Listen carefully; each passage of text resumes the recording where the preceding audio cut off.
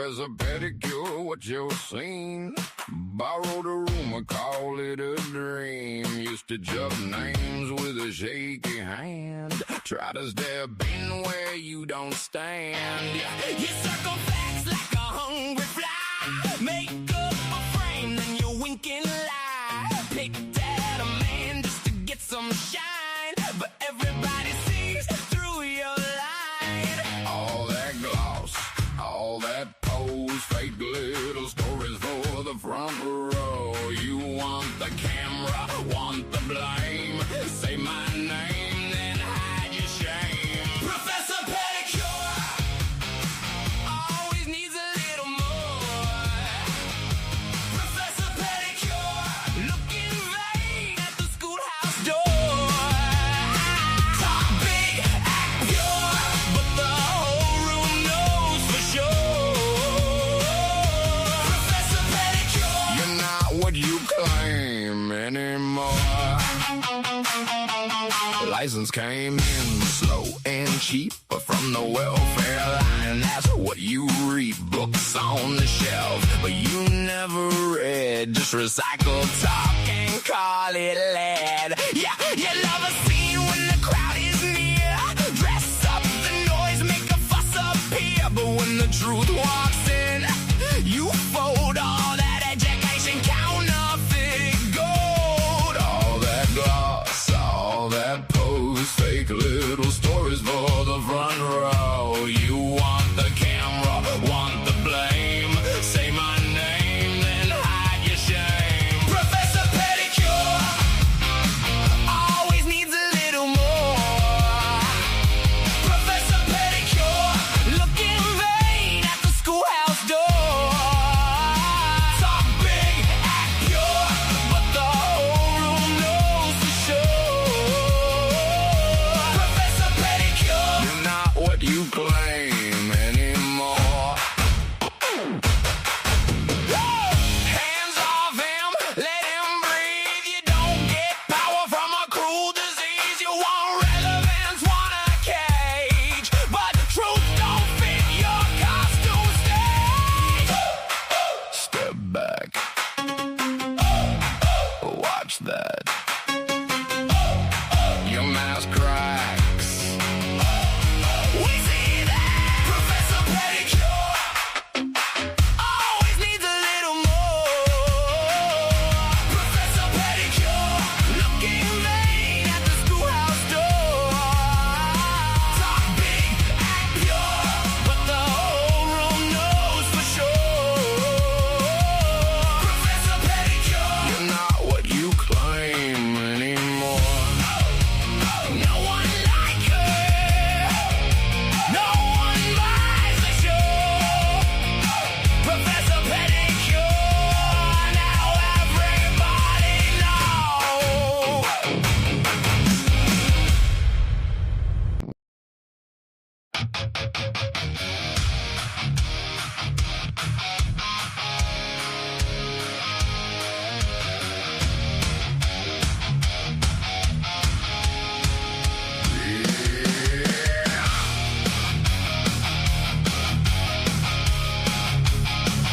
Truth comes out.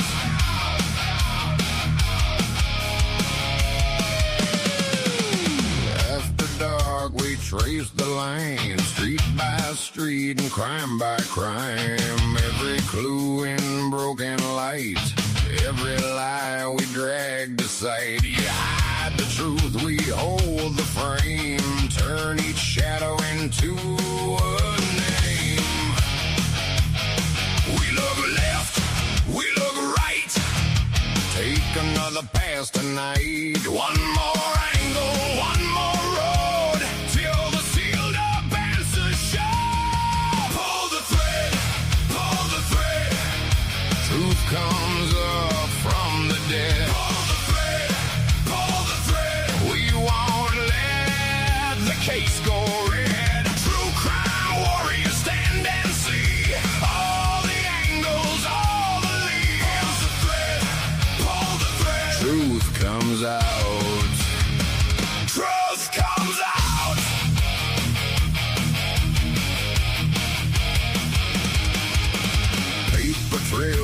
witness gaps, timestamp, stamp signs, and faded maps. We work together side by side, no ego, just the need to find what was hidden, what went wrong, who stayed silent, who played along. We look left, we look right, take another pass tonight. One more angle, one more road, till the sealed up answers show. Pull the thread, truth comes up from the dead. Pull the thread, we won't let the case go red. True crime warriors stand and see all the angles, all the leads. Pull the thread, truth comes out. Truth comes out.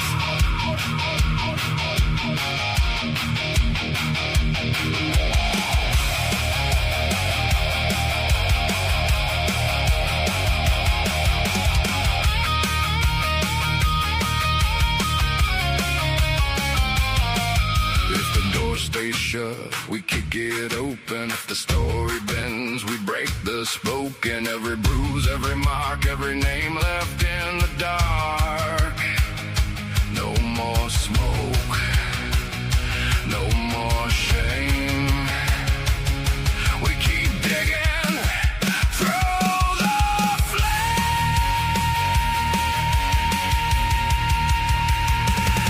Pull the thread, truth comes up from the dead. Pull the thread, we won't let the case go red. True crime warriors stand and see all the angles, all the leads. Pull the thread, truth comes out. Truth comes out.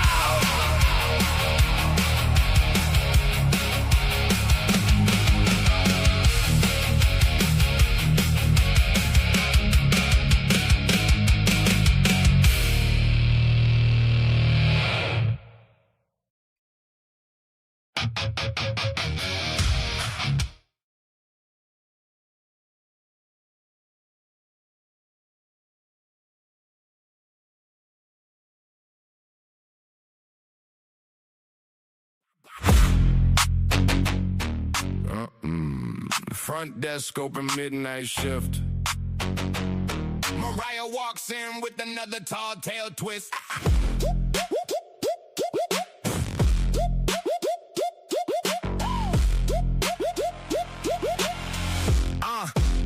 Mariah at the hotel, badge clipped sideways, selling wild stories through the slow weekdays. Says a purple sheet got imported by your king, then changes the details with every bell ring. Housekeeping heard it, concierge knew. She claimed the minibar was painted royal blue. A suitcase full of rumors, a smile too wide. Every hallway turn got a brand new side. She says, believe me, I saw it myself. While the truth gets checked on the lost and found shelf. Snaps, straps, and butt plugs. Mariah's got the story that she swears is enough. Purple sheet, tall tales, hotel room thugs. Snaps, straps, and butt plugs. Everybody knows when the legend gets spun. She adds 3 more chapters before she is done.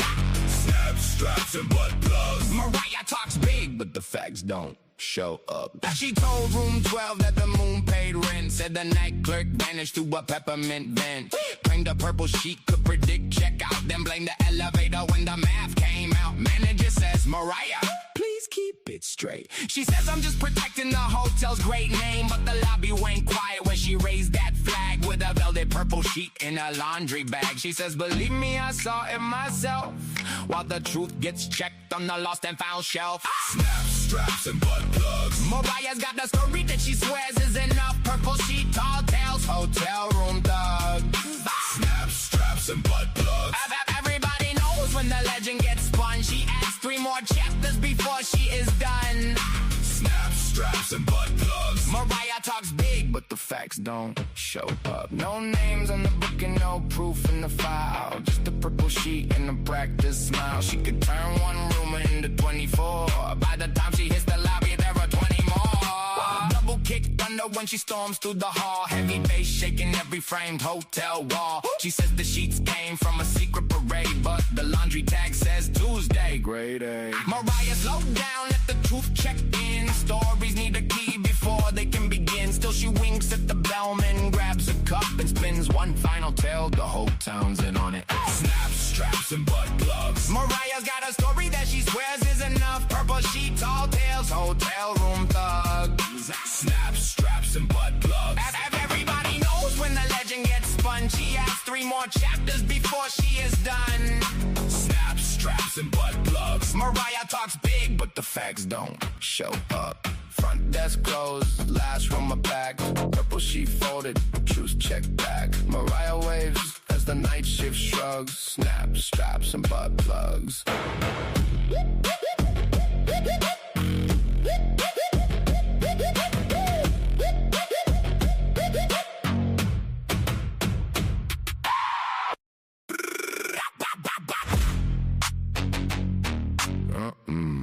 Front desk open midnight shift. Mariah walks in with another tall tale twist.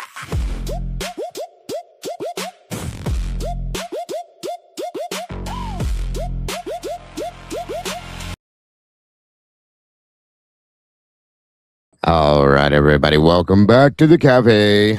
I hope you're all doing amazing today. Thank you so much for joining us. And happy, what is today? Good Lord. Tuesday. Tuesday? Is it Tuesday? It's Tuesday. Yes, happy Tuesday. I am losing my days. Hello, hello, hello. And yes, rest in peace, Miss Dolly Parton. How sad. What an amazing person, and what a horrible loss. So very sad. Welcome, everybody. Thank you for joining us. Please make sure to hit the like button on your way through the door. Share this out. Let everybody know what's going on, what we're doing, guys.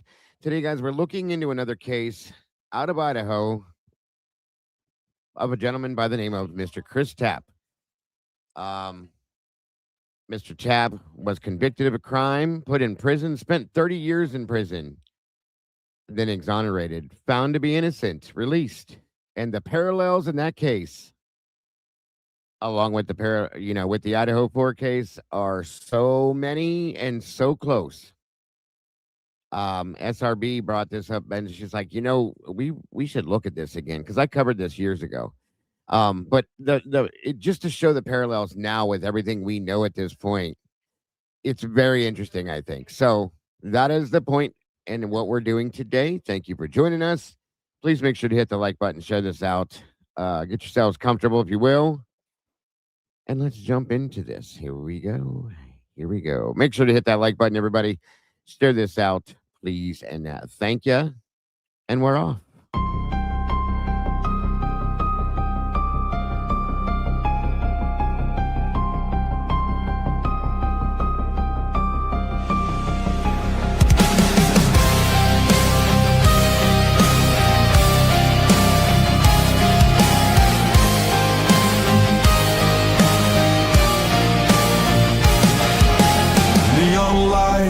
Flicker like broken halos. Whispers gather in the smoke-filled air. Tables carved with secrets and shadows. Every story's a wound laid bare. The kettle's boiling with a restless rage. Justice written on an unseen page. I sip the silence, bitter taste, waiting for the ghosts to show their face at the TruCrime Cafe. We serve up the pain they try to hide away. Pour another cup of the truth you crave. Raise your glass to the names they betray.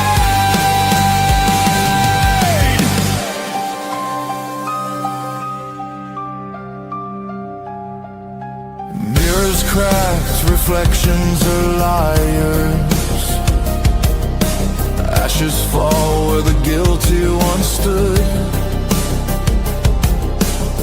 box hums like a funeral choir.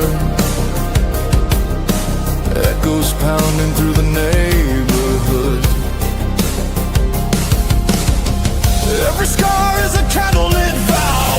We hug the how, we demand the now. No more silence, no more disguise. We'll paint the night with sharpened cry. At the True Crime Cafe, we serve up the pain they try to hide away. Pour another cup of the truth you crave. Raise your glass to the names they betray. This is not a sermon, it's a battlefield hymn, a requiem dripping from the bottle's rim. The guilty write stories in invisible ink, but we'll drag it all up from the edge of the break.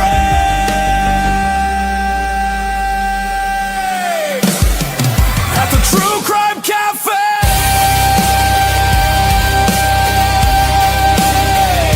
the reckoning burns like a black bouquet. Every shadow will pay.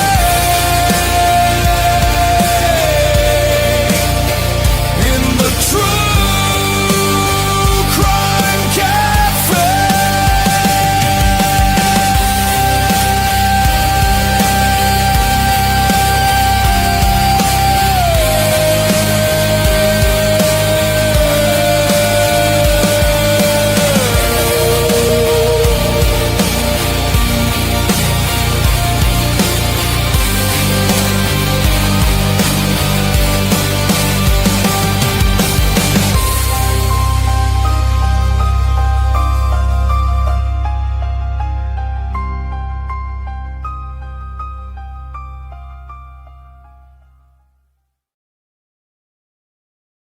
All right, everybody, welcome back to the cafe. We are open for business. I'm sorry, we're running a bit late today. Things are all out of mix here because of the situation we're in the middle of. So my apologies for running a little later in the day than normally I would, but we are here, and I'm great to be here. It is great to be here, I should say, with all of you. Thank you so much for joining us, guys. Today we're looking back into another case out of Idaho. For a lot of you probably know this one. I'm very low. Hang on. 1 minute. Testing. Mic check. 1, 2. Is that any better? I hope. Let me check something. Bear with me.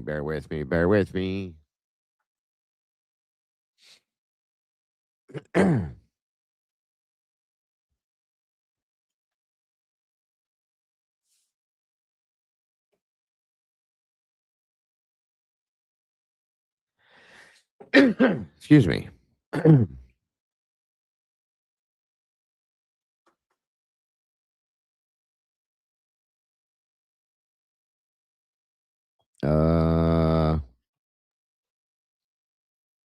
Just 1 minute, everybody.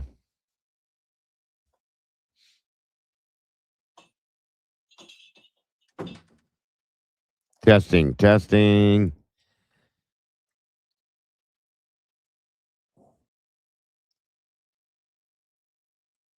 Mic check. Testing. It seems to be okay. I hope that's good enough. I hope you guys can hear me okay.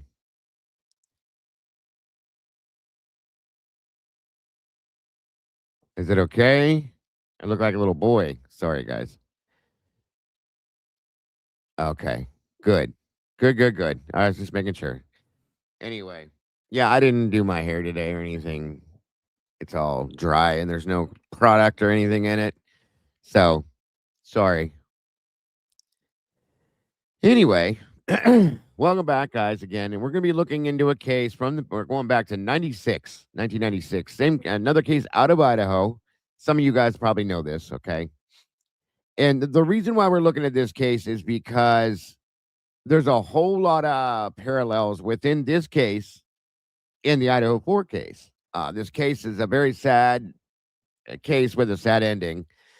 This gentleman was convicted of a crime, imprisoned in Idaho for 30 years, found to be innocent, released, exonerated, all of that, and then ended up dying after the fact anyway, after receiving his settlement from Idaho for the wrongful conviction. So either way, it's got a sad ending. But the sad thing is that all of the parallels within this case, it's wild. There's so many of them. That's why we're looking at this. This is why we're breaking this down and reviewing it, because the things that have happened, same state, it's wild. The things that have happened need to be known. So for those of you that didn't know this, you're going to learn it today, and hopefully, you know what I mean? It'll make some sense. So I did get my chair back. They brought my chair to me, so I should be sitting up higher now. I'm not as little as I was. So welcome, everybody, and thank you for being here for this. Again, welcome to Bubbles. Terry Don, good to see you. Lisa Winchester, welcome back. Meanie's in the house. Great to see you, Meanie. Thank you for joining us. TruCrime Unleashed. Sweet Pea, good to see you. Paco Jewel, welcome to my friend. The G Bean is in the house. Welcome, G Bean. Good to see you. Jeebs, thank you for joining us. Very much appreciated. Let me see. Oh my goodness, what's going on? Jeff. Miss Becca, great to see you. Thank you for being here. Eriday, good to see you. Miss Sylvia Hurley, welcome back to you. Great to see you today. In Stitches in the house, good to see you, Stitches. Moto Man, welcome, brother. Good to have you here. Thank you for joining us. Strawberry Fields by Glycerin, welcome to you. Carolyn Prestage, welcome back. Good to see you. Witchy Who, so good to see you. Miss Wendy, welcome. Sammy La Madrina, good to see you. Rogue, thank you for joining us today as well. Sweet Pea again, good to see you. Lisa Winchester, let me see. Melon 5565, good to see you. That is good to know, Moto. That is good to know. Wave Ether, welcome. Mystic Sin, great to see you today. Thank you for joining us.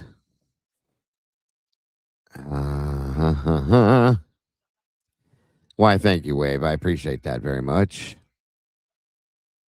Miss Sleuthy's in the house. Good to see you. Sleuthy, thank you for joining us. Rebecca Seidner, welcome back to you. Great to see you. Miss Debs at 68, welcome.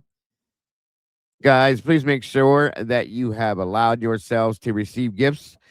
Down at the bottom of your chat screen, that's a little chat box here. There's a little square with a $sign in it inside of a circle. Click on that. Go in there and make sure that you can reserve gifts. You can receive gifts. I'm sorry, not reserve. What the hell does that mean? Sharner, welcome back. Good to see you. Because we have people that gift memberships in here all the time, as well as I do from time to time as well. I want you to be able to receive those gifts should you want to have a membership, of course, when you come in here. So please make sure you can do that by clicking that box. Baby Ames, great to see you. Bad Sheet Crazy, welcome back. The Mag Dog, 5,000, welcome. Lulu, welcome back to you. Karma Police, great to see you. Welcome, Mystic Sin. Great to see you today. Pedro Pony's in the house. Good to see you, brother. Thank you for being here. Miss Turkey Creek, welcome. Cat K, welcome back. Smiling Sleuth, great to see you today. Sue Sleepless in South Africa, welcome. All the way from down south. We appreciate you.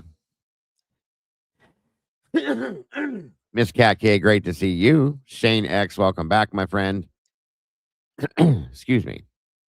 Shoe Booty, how are you? Great to see you today.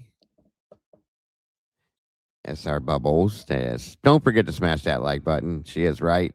Meanie, good to see you again. Paco, thank you for being here. Miss Sylvia, good to see you. I think I got everybody. I think. Canadian Cat Lady, welcome. Thank you, Terry Dawn, for that membership. And it looks like that one went to Red Riding Hoodie. Good to see you. And congratulations. Welcome to the family. And the sauce. Thank you so much. And thank you, Sleuthy, for that. Guys, make sure to hit the like button if you will. I'm trying to lose the weight there, cat lady. I'm trying. It could be the lighting too, you know. I'm a trying. I've been trying. Yeah, that's right. Come on and join us in the sauce, guys. Click this link. It should bring you in.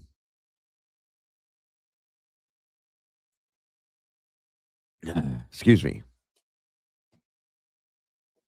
Third Apache, great to see you today. Thank you, SRB, again.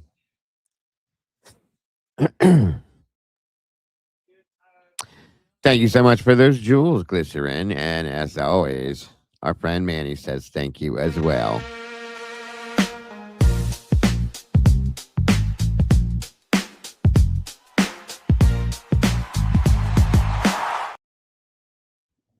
Thank you, Manny, for your little dance.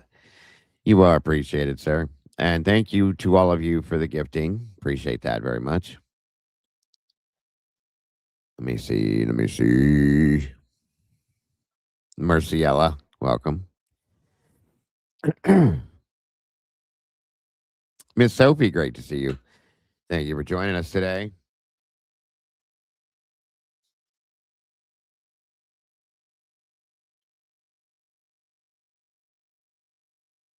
Thank you, Strawberry Fields. Number one towards our goal for today so far. Thank you very much for that. God bless. Very, very much appreciated.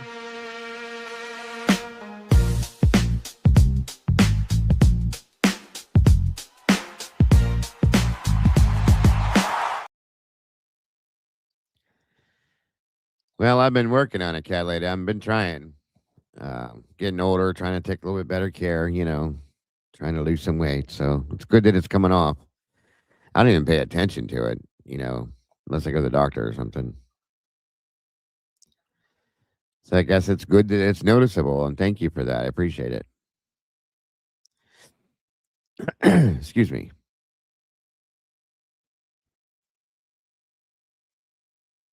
Red Riding Hoodie, welcome to the sauce and the family. Great to have you on board.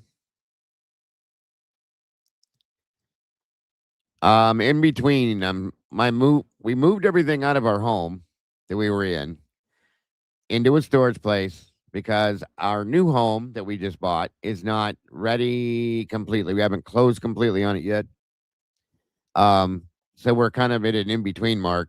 We're at our son's condo right now until we can get the closing date. Hopefully, we can get it moved up. Tentatively, it is the 4th right now. That's the max date out. Once we can close that, then we can move in. Hopefully, like, you know, that day or something after there. So we're in the midst of it.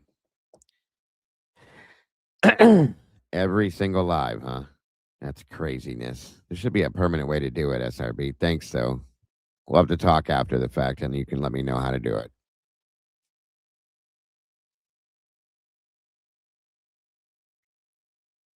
So, yeah, we're in the midst of that. So that's why it looks a little different here, a little weird. Kind of at a middle ground here where I'm using my son's, while we're staying here, I'm using his dining area for my setup. He was kind enough to let me do that, which I'm grateful for, so I can keep going with you guys. So, and then once I get moved there, then I will be permanent back there at that house in my studio there. So, Cass Meow, good to see you. Let me see here. Looks like we got 172 peeps in the house, guys. Please make sure to hit the like button. 90 likes so far. We're getting there. Thank you guys so much for that. 18, like Witchy said. 18 away from hitting that algorithm, guys. That's awesome. Come on now. For those of you that aren't familiar, I mean, Contessa, good to see you today. I will be. I think I spelled that wrong. I hate my spelling, grammar, and stuff. Morgan Peters, good to see you. Today, guys, we're looking into the another case out of Idaho by the name of Chris Tapp, somebody that was wrongfully convicted, spent 30 years in prison, was exonerated, released, and then sadly passed away after getting a settlement from the state of Idaho. The reason why we're following this case, though, and looking at this case again, is something I covered years ago, is because of the massive parallels between this case and the Idaho 4 case. So you guys can see how this went down with him, what happened, why, and what the problems were. And you can see that, and again, it's out of the same state. We know that there's multiple cases that have come out of this case that are just very questionable. So that's why we're looking back at this. And it's a very interesting situation, very sad, but very interesting. So, Sky Blue, good to see you. Yes, like she said, she's right. If you all stick with this story until the DNA, your jaw will drop. I fully agree. She's right, guys. It's crazy. Laura Diane, thank you so much. Number 2 towards our goal for today. That's awesome. Thank you. Thank you. And of course, we're going to have to get Manny back out here. Stammy, thank you so much for that. And congratulations on 2 months. Happy day anniversary. We do appreciate you very, very much. Let me see. Yes. Thank you again, Laura and Sammy. Congrats again. Happy day anniversary on your anniversary, guys.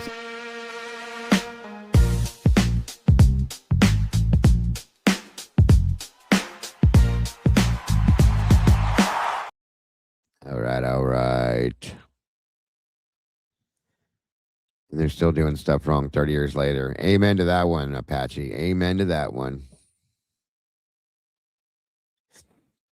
Let me see here. My apologies, Shoe Booty. My apologies. 184 beautiful peeps in here, guys. 104 likes. We're in the algorithm, but keep hitting that like, please. The more we hit, the better it is. JJPP, welcome. Good to see you today. You are welcome, Contessa. Thank you for being here. All right, guys, I'm about to kick this off again here in a little bit. I'll bring you guys up. Anybody that wants to join me to discuss this after we start going through this. Blue Eye Butterfly, welcome. And thank you so much for those jewels, as always. Much appreciated. Very generous, of course. And very much appreciated.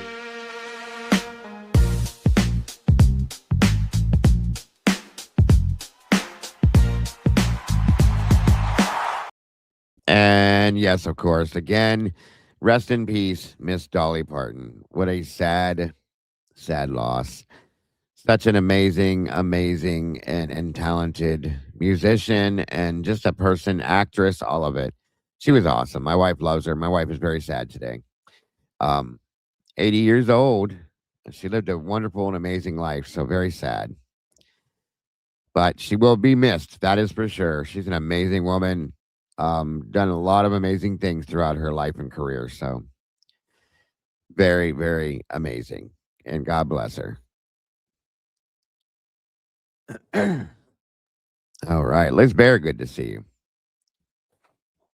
Okay. So we're going to go with, give me 1 minute here.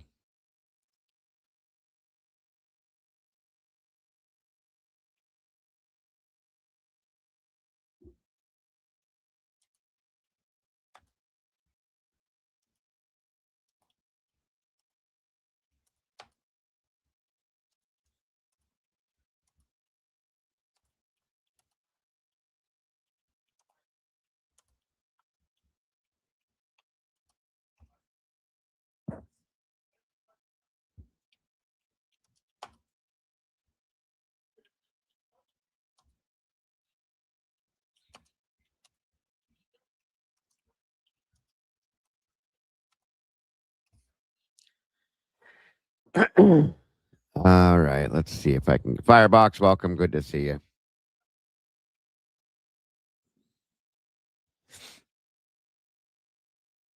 All right. Hold on 1 minute here.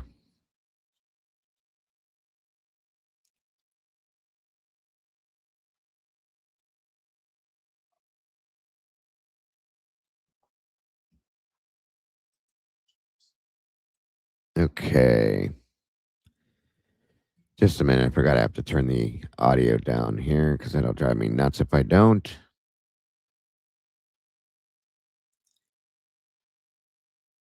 There we go. That should work better. For sure.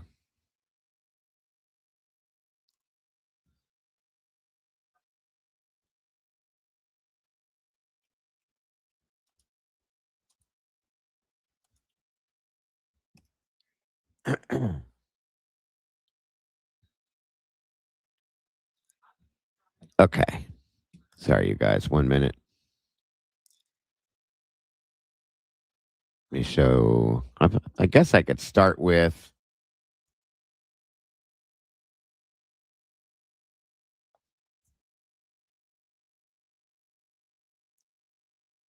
Give me 1 second. Sorry.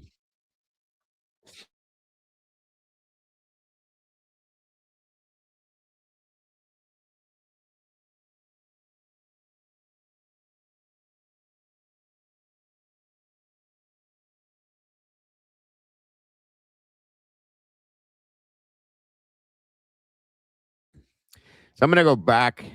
Hey, Kim. It's typically uniques in the house. I think Kim covered this case too at one point. We covered it years ago. Hey, Mikey. Good to see you, bud. But today we're covering it so I can go back over and show you the parallels with this one in Idaho 4. It's really uncanny. So we're going to start way back in the day. Okay. When I was 21 years old, basically. And we'll start here. So, you have any questions, problems? Anything turned up, reversed, backed up, whatever you need me to do, let me know. This month, police made an arrest in the 23-year-old murder and rape of an Idaho Falls 18-year-old. Based on police information, KPVI News that works for you journalist Rachel Cox-Rosen breaks down the entire Angie Dodge case for us.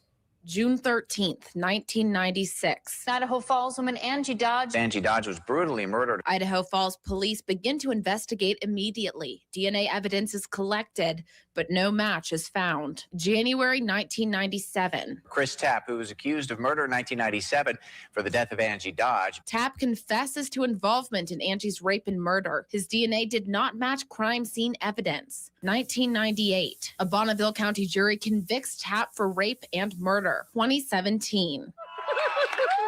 Tapp's rape conviction is vacated, and he's released on a reduced murder sentence. I'm greatly blessed, and I can't ask for anything better than this. Still 2017, the IFPD gives Virginia DNA tech company Parabon Nanolabs the unidentified DNA sample. Parabon predicts the suspect's eye color, hair color, skin color, and more. November 2018, police try the technique that changes everything: genetic genealogy. It uses DNA testing and genetic analysis to find an individual's ancestors. Early May 2019, with genetic genealogy, Parabon finds the suspect's family line, and after eliminating 6 possible suspects, one final name is found: Brian Lee Drips Sr.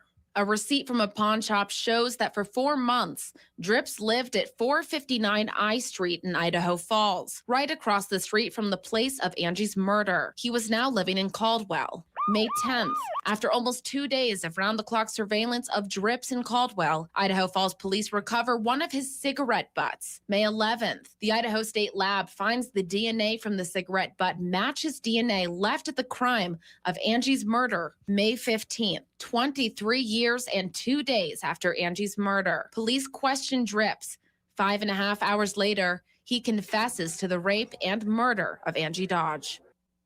Drips was charged with rape and murder. He was in court on May the 16th, denied bail, and taken to the Bonneville County Jail, where he is currently. Police say the investigation is ongoing and there's still lingering questions. Among them, who else, if anyone, was involved?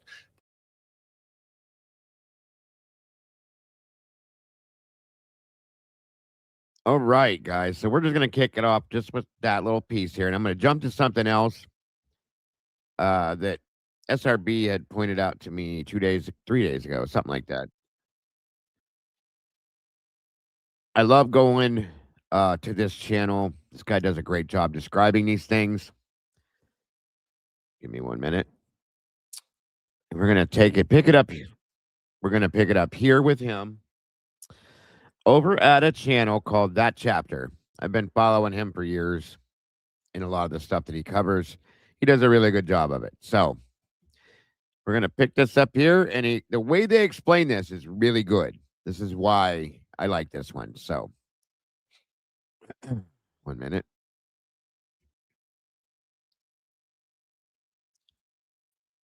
Here we go. Pretty wild stuff, guys. Very wild case, too, but all right, here we go. You've likely seen before that sometimes the most obvious answer is not the right one, but sometimes people just want to force that to happen to get the answer that they're really, really looking for, even when all signs point to something else. People will oftentimes look for the easiest explanation. You know, you just want the problem solved, but sometimes that can ruin someone's life. That's sort of what happened right here when 18-year-old Angie Dodge was found murdered in her own home. When the following investigation began and it ended up coming up short, it turned into one of those, you know, it's late, you'll do type scenarios. I think by the time I'm finished telling this entire story, which started off as a story, turned it into a saga, you'll probably be shaking your fists at the screen at me, just like I was when I was researching this story. Hey you, and welcome. My name is Mike, and in this old video, we're looking at a story, a saga, which lasted almost 30 years altogether. In fact, you can put an asterisk kind of beside what I just said because it's still going on right now. It has more twists and turns than you can shake a stick at, just like you'll be shaking your fist. So let's give it a go.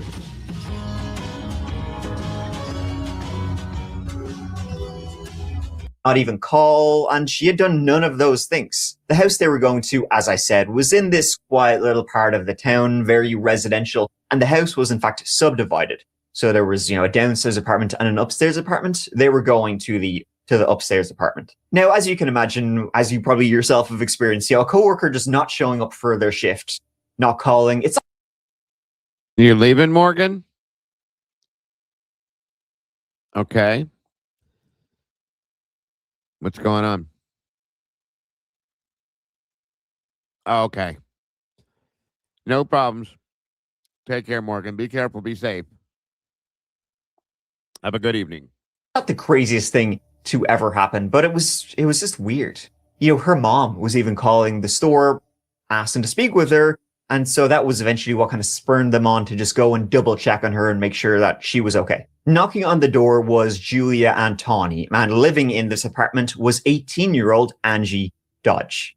Angie had only been living in this apartment about 3 weeks.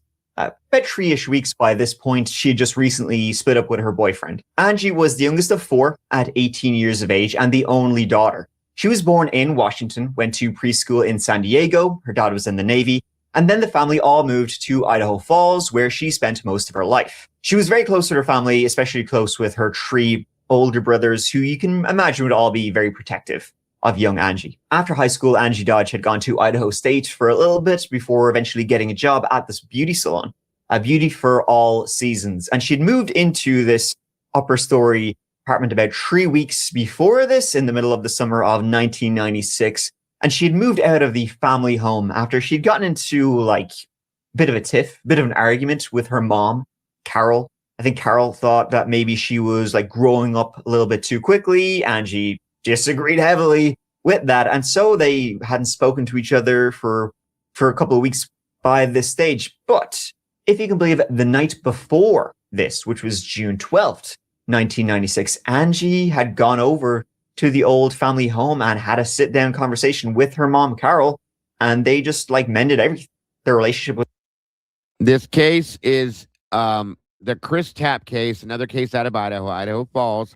We're reviewing this case, for those of you that may have seen it, again, because of the parallels that exist between this case and the Idaho 4 case. It's very important, I think, to point out. This was handled by the Innocence Project. They played into this one, worked it out, had this man released, proved his innocence, and he was exonerated. The sad part of it comes at the end of it. But again, the biggest reason why we're reviewing this is because of Idaho 4. This is still Idaho 4 related, folks. Hence the reason why it's in the title. Because of the parallels, they're real. And there's so many of them. It's crazy. So, Unwrapped Game, welcome. So that's why we're reviewing this today. And thank you guys for joining us. Please make sure to hit the like button. Share this out if you will. Yes, he did. He died after he received his his settlement from Idaho. Unfortunately, this whole thing is sad, beginning to end. So yeah, thank you guys for joining us. It was like they both apologized to each other, talked the issue out, and it was great. All was right with the world once again. Bingo, Cap. Gives you an idea of how the Idaho justice system works. Bingo. Exactly my point. It was then, the following morning that Julia and Tawny were, asking, where's Angie? Julia and Tawny found the front door of the apartment to be unlocked, and so they let themselves in to the place. And the home was this apartment was dead quiet, completely, not a peep anywhere. They walked through this entire apartment. They saw a couple of empty, red mugs around the place, red cups around the place, the ashtray, still quite a few cigarettes in it. It wasn't crazy messy or anything, but you could tell a few people had probably been here the night before, having a few beers and kind of stuff like that. So they kept walking through the apartment looking for Angie, calling out to her until they got to the room at the very back of the apartment. And that was Angie's bedroom. In there was just a horrific scene. Angie lay on the floor, her head against the wall beside a mattress. She was soaked in blood. A call went to the Idaho Falls police at 11 a.m. Angie had been killed viciously. There had been a struggle, and Angie had been sexually assaulted and stabbed 14 times, then left to bleed to death on the floor of her bedroom, her back to the wall. It was a very gruesome scene. There was no sign of forced entry into the home, but whoever had done this was obviously a vicious and gruesome predator. This was Idaho Falls, 1996. This just doesn't happen here. This is a very small, tight-knit community. I mean, everybody who lives in Idaho Falls back in 96, they're all good Mormons. No killing allowed. Murders just don't happen here, especially of, young 18-year-old women who were just living, the first time ever living by themselves. Doors that previously went unlocked were now locked. It sent a shiver down everybody's spine. And this was one of those cases that needed to be solved yesterday. It was pretty horrifying. Word quickly spread of the scene at 444 I Street, reaching Angie's friends fairly quick. And she was popular. She had an extensive friend group. This was the talk of the town. The police then, immediately went on the hunt. They began gathering any and all suspects they could. Any men they knew her, which quickly became almost every man in the city of Idaho Falls. Though the killer hadn't left behind a murder weapon, which was a knife, the killer had left behind quite a lot of DNA, which they could, hopefully then match up and test against, any suspects they had. But from the start, it wasn't going anywhere quick. The night before, Angie had been chilling in her apartment, only there about 3 weeks. She did have some friends over for a couple of beers, but wasn't anything crazy, and they didn't leave too late. The authorities determined she likely died sometime between 12:15 a.m. and 11 a.m., which it's almost a 12-hour window. That's a long time frame from when somebody came in and did this. Most likely somebody came in after her friends had left and, did something. And, from the scene itself, it seemed like a crime of passion, and it was just complete overkill for what was, what had been done to her.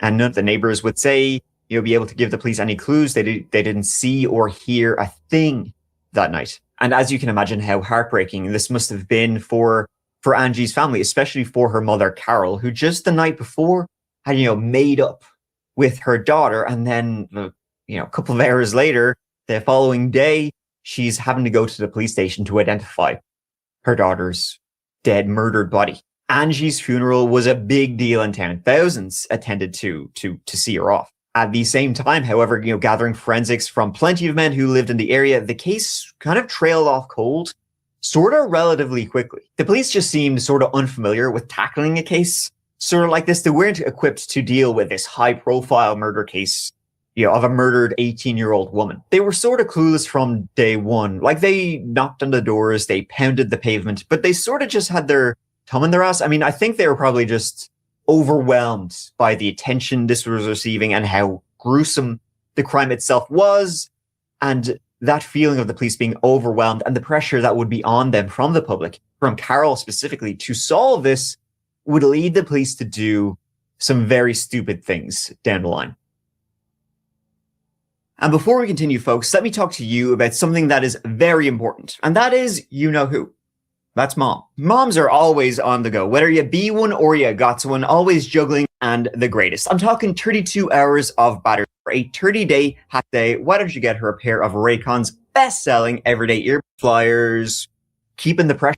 Probably somebody who's Raycon for supporting that channel, right? But they were all swiftly ruled out from the start. The police, they really had no suspects to go off of. The police followed up with all of the friends who had been there the night before. All of them were cleared. It wasn't like one of them left, and then came back.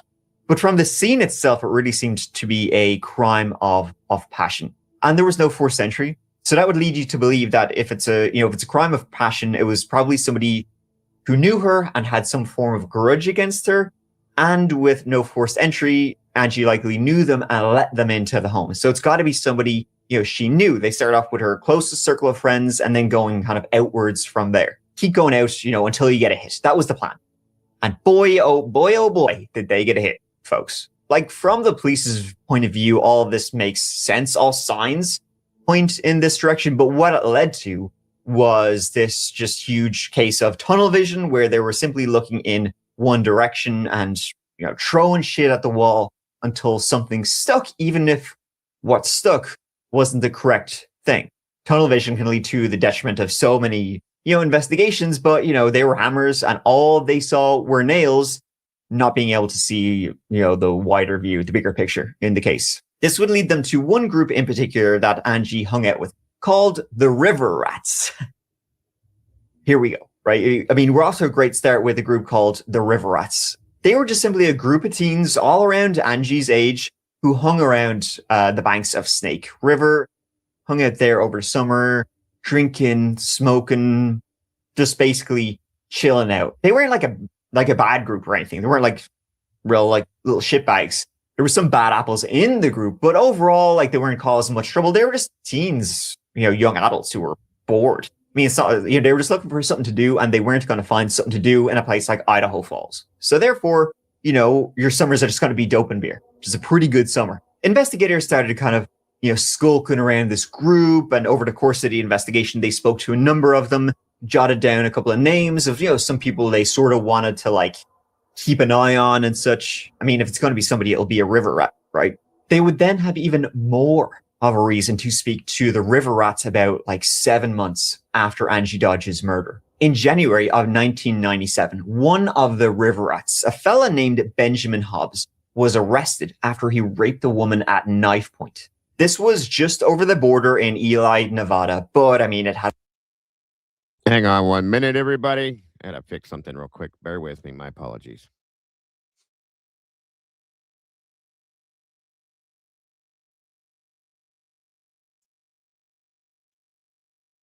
Where did it go? Hold on. I'm losing stuff in here. Can't be having that now. What the hell is going on here? Bear with me 1 second. I'm so sorry. Why is there 3 of these up? There we go. All right. Now we should be good. Sorry, I had a whole bunch of weird things happening. And where the hell did it go? What is going on? Good Lord. Technical issues again. Hold on 1 minute. Sorry about this. I don't know why that just happened.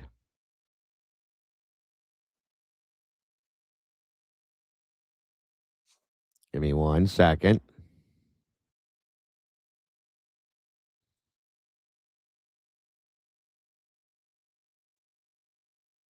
Okay.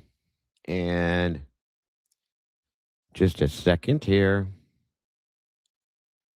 I don't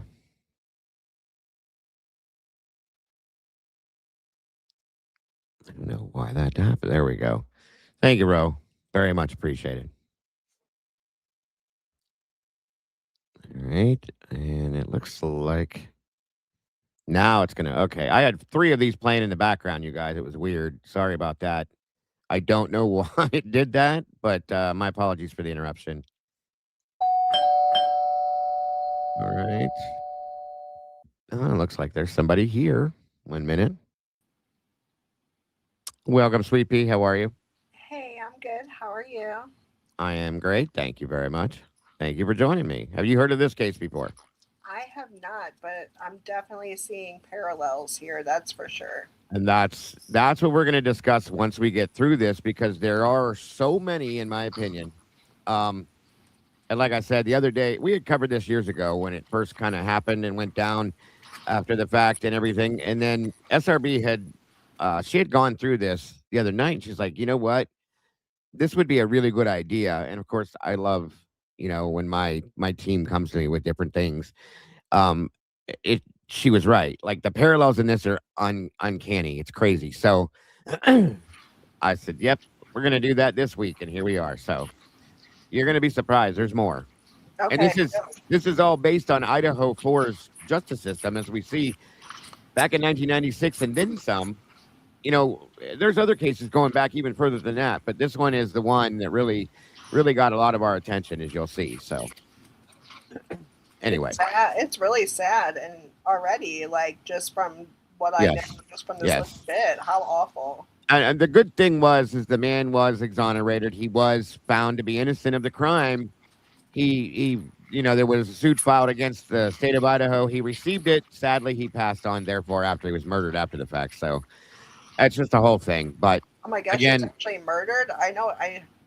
You said he died, but I didn't know he was murdered. Well, yeah, we'll show that part of it after the fact, but it's just sad. The whole really thing's sad. Oh my gosh. Okay. Yes, very much. So, but anyway, my apologies for the interruption. Again, like I said, I had 3 of these playing in the background. I don't know how or why, and if you guys need me to back up or stop or anything, discuss, but we'll go back to it if we need to. Either way. Again, thank you for joining me. Happy to be here. To speak to the River Rats about 7 months after Angie Dodge's murder. In January of 1997, one of the River Rats, a fella named Benjamin Hobbs, was arrested after he raped a woman at knife point. This was just over the border in Ely, Nevada, but it had all the same hallmarks of this case that was rapidly getting cold back in Benjamin Hobbs's home city of Idaho Falls. A knife had been used on the victim. Sexual assault. The victim was similar to Angie Dodge. Benjamin Hobbs would have known Angie Dodge as they hung out in a similar friend group. It seemed like, from the police's point of view, when you're investigating this case and then you have this happen to Angie Dodge, then something else sort of similar, only, she wasn't killed, happened in a town just over the border. The commonality here is Benjamin Hobbs. They had spoken to him a few months previous, not long after the murder of Angie, and they'd kind of cleared him, but now it seems like he is definitely worth another goo. So Benjamin Hobbs was in jail in Nevada. They brought him back to Idaho Falls. They also asked another member of the River Rats to come in for questioning too. That was a Christopher Tapp. They asked Christopher Tapp to come in because he was Benjamin Hobbs' best buddy. They're best friends 5 ever. So maybe, Benjamin, if he did do something to Angie, maybe he would have said something to Chris. Let's just feel him out. Benjamin, who had actually attended Angie's funeral, well, he gave the police an alibi for the night of Angie Dodge's murder, but it didn't check out. Or at least the police didn't want it to check out. As I said, they had tunnel vision. They became full short. Benjamin Hobbs, he's clearly the murderer, and, being under such pressure, even if there was some discrepancies, boy, oh boy, they were just going to freight train right through any discrepancies to make sure they got their man. I'm telling you the truth. I had nothing to do with this. Honest to God. I had nothing to do with the murder of Angie Dodge.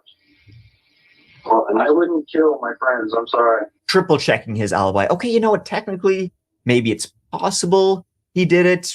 Let's check his DNA, from the forensics we found at the scene. Ben, in the meantime, though, when he was questioned, he completely denied doing anything to Angie Dodge, said he wasn't involved in her murder, and he would later be convicted of his actions in Nevada. So he wasn't an angel regardless, but he was denying being Angie Dodge's killer. Who do you really think killed her if it wasn't? I don't know. I'm not going to point the finger at nobody because I really don't know. I'm not going to accuse somebody like I'm being accused. Why do you think somebody would want to kill? I have no clue. Welcome, Judy Studios, Terry Street, Zippity. Great to see you. Captain Jenks, thank you for joining us today. For those that L. Price, good to see you. Dog Mom, welcome. Miss Sophie. Unraved Gaming.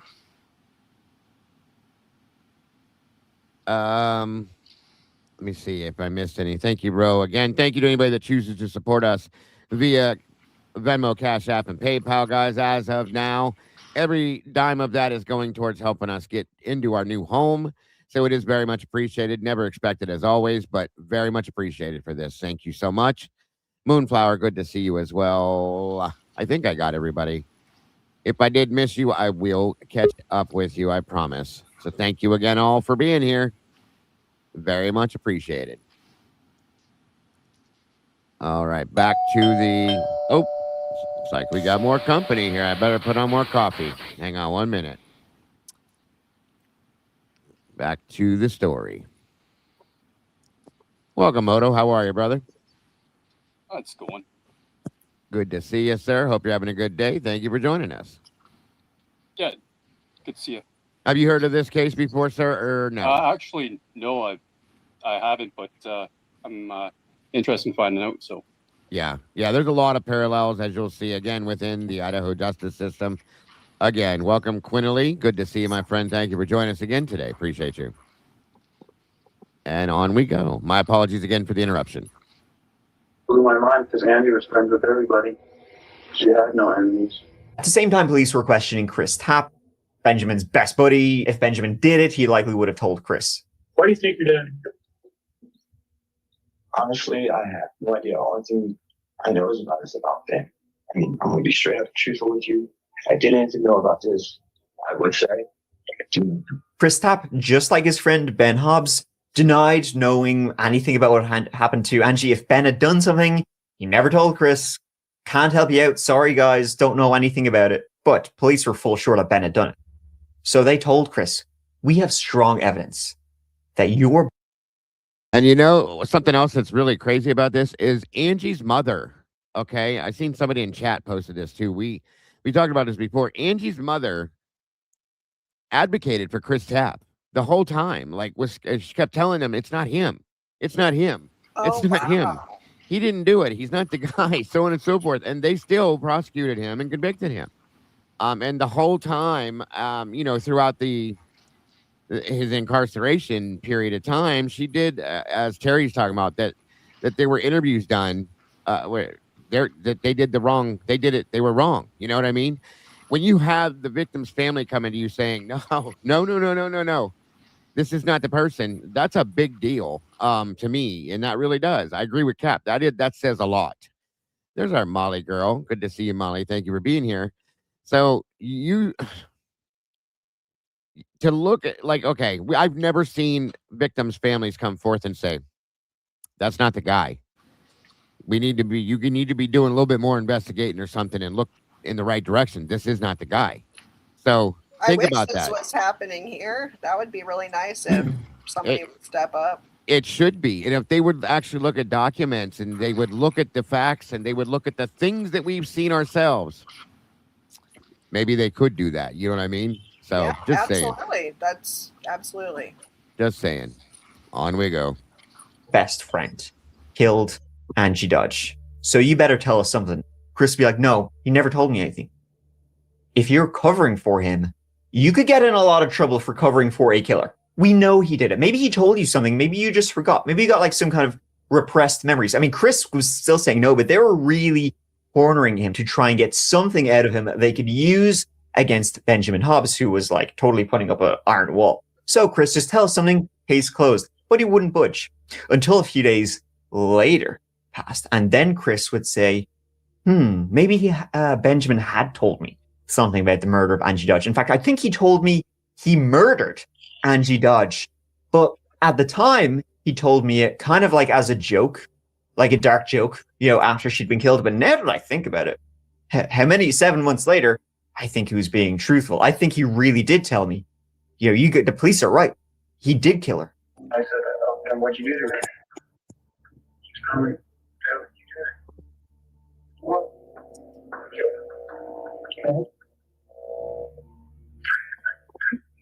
I think at this point, Chris was really just trying to be helpful to the police, and he was looking back on things Benjamin had told him over the months, and he was basically putting, 2 and 2 together and getting 5. And he was like, police, you are right. If you have strong evidence against him, we'll all help you out. Here's more stuff he didn't know. Chris Tapp began to speak to the police a lot, in fact, about the murder of Angie Dodge, because Chris Tapp believed that if you have nothing to hide, why not tell them everything? Why not cooperate to the best of your ability? And boy, oh boy, did he cooperate. Chris really trusted the police because in school, like in high school, Chris had been a bit of a troubled youth, and he actually had some police officers who had kind of helped him stay on the straight and narrow, kind of stopped him from getting into too much trouble, and it kind of kept things going for him. So he'd only like positive outcomes and positive, interactions with the police. All of that is great, right? That's what police should be doing, serving their community. But now the police were under pressure themselves to solve this murder. For example, one of the officers interviewing Chris was in fact the very same officer who had helped Chris out when he'd gotten in. Yeah, I'm sorry. Did I come off and say that the wrong way? As far as Angie's mom advocating for him, it was after conviction. If I didn't say that the right way the first time, my apologies, you guys. I was reading things and talking at the same time, and sometimes I don't do that well, so I didn't want to misinform you. So it was after he had been convicted. She started looking into things, so on and so forth, and that's when she started to advocate against the fact that he was not the right guy, so on and so forth. So my apologies for being misinformative. So sorry about that, guys. To some minor trouble while in school. So, Chris thought, well, you helped me out then. I'm sure you're only helping me out now. And we trust each other. Sure. I'll tell you whatever you want to hear. I trust you guys too. It's 20 years of time of my life. Well, I hope so. I hope so. You can trust us that, we do see the big picture here a little bit more so than Chris. Chris would ultimately speak to the police for over 100 hours combined. That's a lot of interviews. And over the course of about 1 month, he would do 9 police interviews, which were more like interrogations, and 7 polygraphs, 7 lie detector tests, which is sort of overkill for a technology. 7 lie detector tests, folks. I mean, 1 polygraph is enough for me, but 7 polygraph tests. That's and insane. and he was still convicted of it. This case still blows my mind like it's brand new. It's crazy. The fact that he's willing to take, he's like, sure, I'll take as many as you would like. What do you want to do? See, and that's what I'm saying. Like, he knew there was nothing to hide because he knew he had nothing to do with this. So he kept going and talking to them, and the polygraphs and the interrogations and repeatedly talking to him about this. There was nothing to hide, and was still convicted. Idaho justice at its best. That's messed up. Yes, ma'am. That is inadmissible. But every time he would do one of these lie detector tests, they would just, it would keep coming back. And the police would just say to Chris, you're not being truthful. You're lying. We know you're lying. We know you know more about what Ben Hobbs did, maybe even what you did. They actually began literally threatening Chris. Hypothetically, if Chris Tapp was holding on to Angie, she was being cut, and some other stuff was going on. If Chris Tapp took part in the night in any way, shape, or form in cutting her, okay? But I didn't. Did you listen to that? Okay? Hypothetically. If you took part in any of that, that's okay. Because you're still here, you're still showing some good faith that you want to cooperate. I don't know what the hell you're cooperate. I'm trying to give it to you. I mean, that's all I can. Can I just go back to the beginning? I was never there. I wasn't involved. Initially, Chris didn't have a lawyer present, but he ended up doing so many interviews, his family hired one. But because he was doing so many interviews, the attorney wasn't always there. His lawyer wasn't always there for every single one. And Chris's alibi for the night of Angie Dodge's murder was shaky at best. Now, I know what you're probably thinking. Why didn't Chris just say to the police, I'm not speaking to you anymore. I'm not speaking without a lawyer present anymore. He would be asked why he didn't do that much later on. Chris said, didn't know you could do that. He didn't know you don't have to talk to the police. Because again, he trusted them. Chris Tapp didn't know, but he had made himself suspect number 1 and beyond. What if you did? Okay, cut her once. Okay, so you cut her once. I didn't cut her. Okay.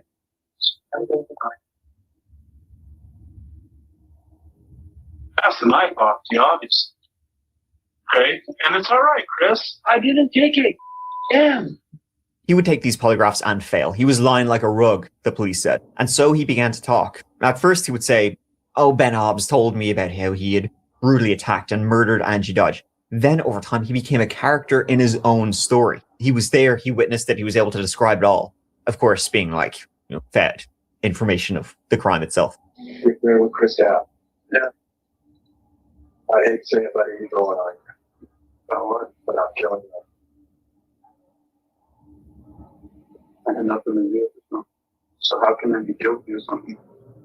And how would he know what I did, what I didn't do? Well, that's what we're here to find out. Good. That's what we're here to find out. I'm not very happy. Well, I can tell you not very happy. Why would Chris start trying on you? I don't know. It's too hard. Something I was like, something like that. He's saying that it was really sick. It was barbaric. He's breaking down the crime, saying that it was sick, and that you had told him several times or told him that you had cut her several times. Maybe he's trying to get out of what maybe he's guilty of something that. Do you think he killed her? I don't know if he did or not. I don't know who did. All I know is I did not kill Angie Dodge. I'm not guilty. And I will stand on that till the day I die. I'm not guilty. Chris Tapp would tell 6 differing stories of what had happened that night, just trying to tell the police what he thought they wanted to hear. And the police were just licking their chops with every new story that would come out and more. Oh, this is great stuff. Well, Chris, you're really helping us out. Thanks. Even though the DNA tests from the DNA they found at the scene came back negatory, it cleared him. It cleared Benjamin Hobbs. It cleared all the Riverets. None of them were, forensically proven to have been there and killed Angie. Didn't matter. So the police would question him on that. We know you were there, and we know Benjamin Hobbs was there. Who is the third man who was there, who left the DNA that we found? Because we can't identify this DNA. And Chris would be thinking about it again. Man, better answer this question. He would name another friend, a guy named Jeremy Sargis, and he would say, yeah, it was the 3 of us were there. It was Jeremy. He was also there. That's probably his DNA. So the police would go and drag Jeremy in for questioning. Again, don't know what you're talking about, wasn't involved. They would test his DNA. It wouldn't match. So the police in turn would go back to Chris. You're lying again. You're still lying to us. You know what happened. Chris would then say, did I say Jeremy? I meant Mike. Mike was the other guy there. I don't know his surname. I don't know where he's from. I don't know who he is, but he's the one who killed. That's his DNA. This Mike fella. You can see here how Chris was digging his own grave just deeper and deeper. The detective saw. Did you have a question, Moto? Oh, sorry. Did you have a question, Moto, or did you fall out the window? Fell out the window. Gotcha. Yeah, I fell okay. out. We're good. I have no a problem. question. Yes, ma'am. So they were basically, did they convict him? Did he confess to this, or was it the DNA that did it, or what was the ultimate thing? I think it's a combination, and I think they'll get to that here coming up. Oh, okay. I mean, they really railed this guy again and again and again and again. And you've seen people pushed into admitting to something they didn't do, okay, in interrogations and so on and so forth. I don't remember for sure right here and now, because it's been a long time since I've covered this, if he actually admitted to it or if it was something that he was just forced into in that aspect. And they said, no, we know you did it, because they just kept repeatedly going at this. It's been a minute. I didn't even review this before I went through it. But anyway. It seems like he was definitely railroaded. 100% either way. No matter how it happened. I'm trying to remember as I sit here now. I think he may have said something after being basically having it shoved down his throat repeatedly. Correct. That's what I was getting at. Because that's what it's. That happens so often. It's disgusting. Yes, it does. Like Ryan Ferguson, that happened here. I don't know if you know about yes, that, yes. but that was really big at Mizzou and stuff because, and he was, man, he finally sued them. He's still getting money from them. It's crazy, and it was awful what happened to him. Well, it's in a sense, it's the same thing that basically happened with Brian. They told Brian, Yeah. you'd be better off if you tell a lie and tell him you did do this, even though you didn't. And if you don't, you can't go to death row, Brian. This is the only way we're going to get you off death row. And if you go to death row, you're going to live in this little 8x8 cell with this, that, and they fabricated a story about what living on death row's like, and they didn't even do anything about that. They just created this story to scare him into forcing him, and then he still wouldn't admit to it, and he still wouldn't take the plea deal. So they brought in Brian Cover's family and said, "You need to talk him into this. This is the only way you're going to be able to have him in your life," and and use his family against him. It's disgusting how they did this. Thank you, Yeah, SRB. they just went up. It's like you're right. They did the same thing, but they just went about it differently. Like they still instilled fear. Yes. Intimidation. Yes. Those awful tactics that they tend to do to just get the guy. They don't care. They just want to close it.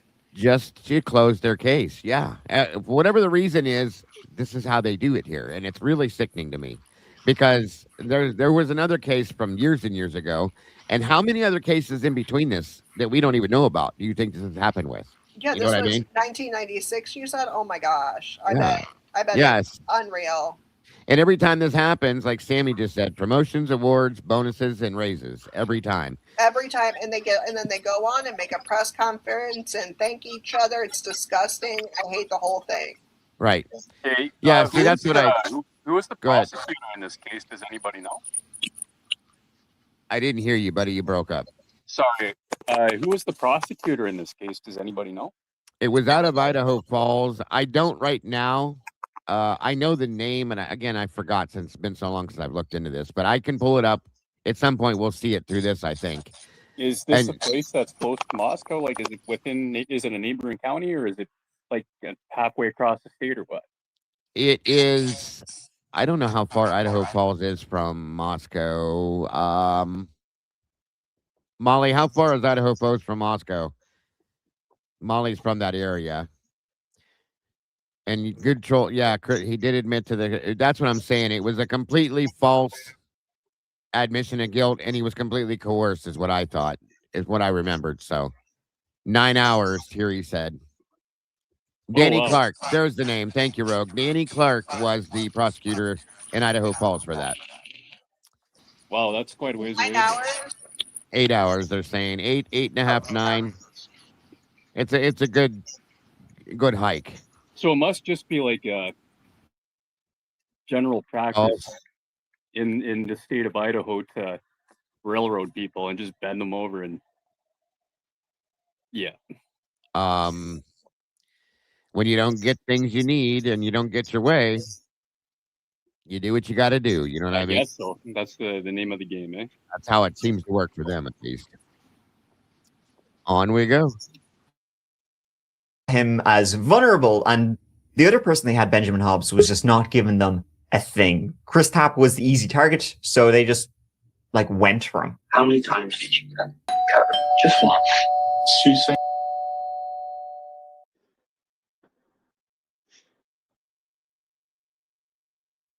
Welcome, Miss Sophie. Thank you for joining us. Can you hear me? Yeah, I can. Can you hear me? Yes, ma'am. I heard some Idaho questions going on, so I thought I'd join you guys. No worries. No worries. All right. I want to tell you before you keep talking that everybody in Idaho calls Idaho Falls IF. So you can you can save a little breath there for yourself. No one here would ever say Idaho Falls about anything. They just say IF.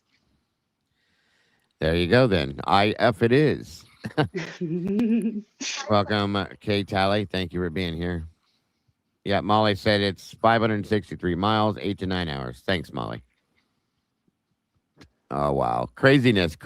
Another, again, coerced, false admission of guilt. And then again, as you're seeing, multiple interrogations where they have just wore this guy down to just finally say, hey, just they probably did the same thing. Hey, just say you did it. We'll work it out for you. You'll be able to go home, or you'll get probation or some dumb shit. You know what I mean? Or they convince you that you did it.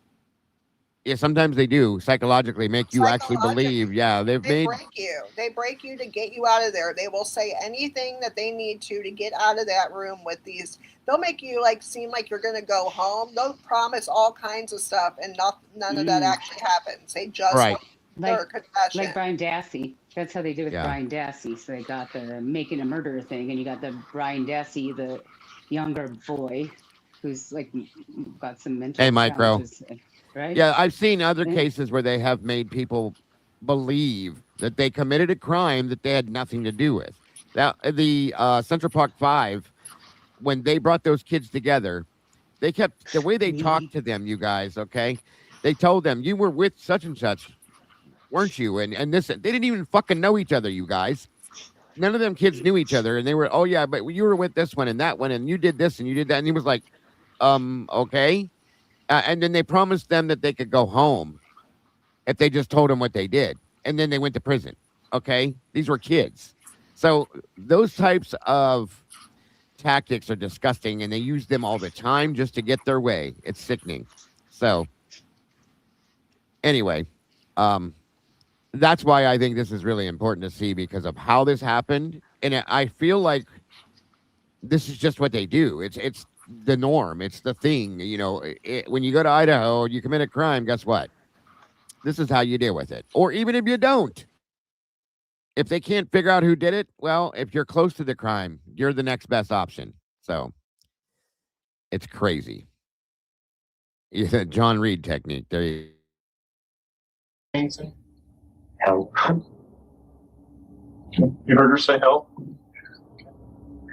I just didn't do nothing. Ben and Jeremy also were just much smarter than Chris. They knew. Don't give them shit.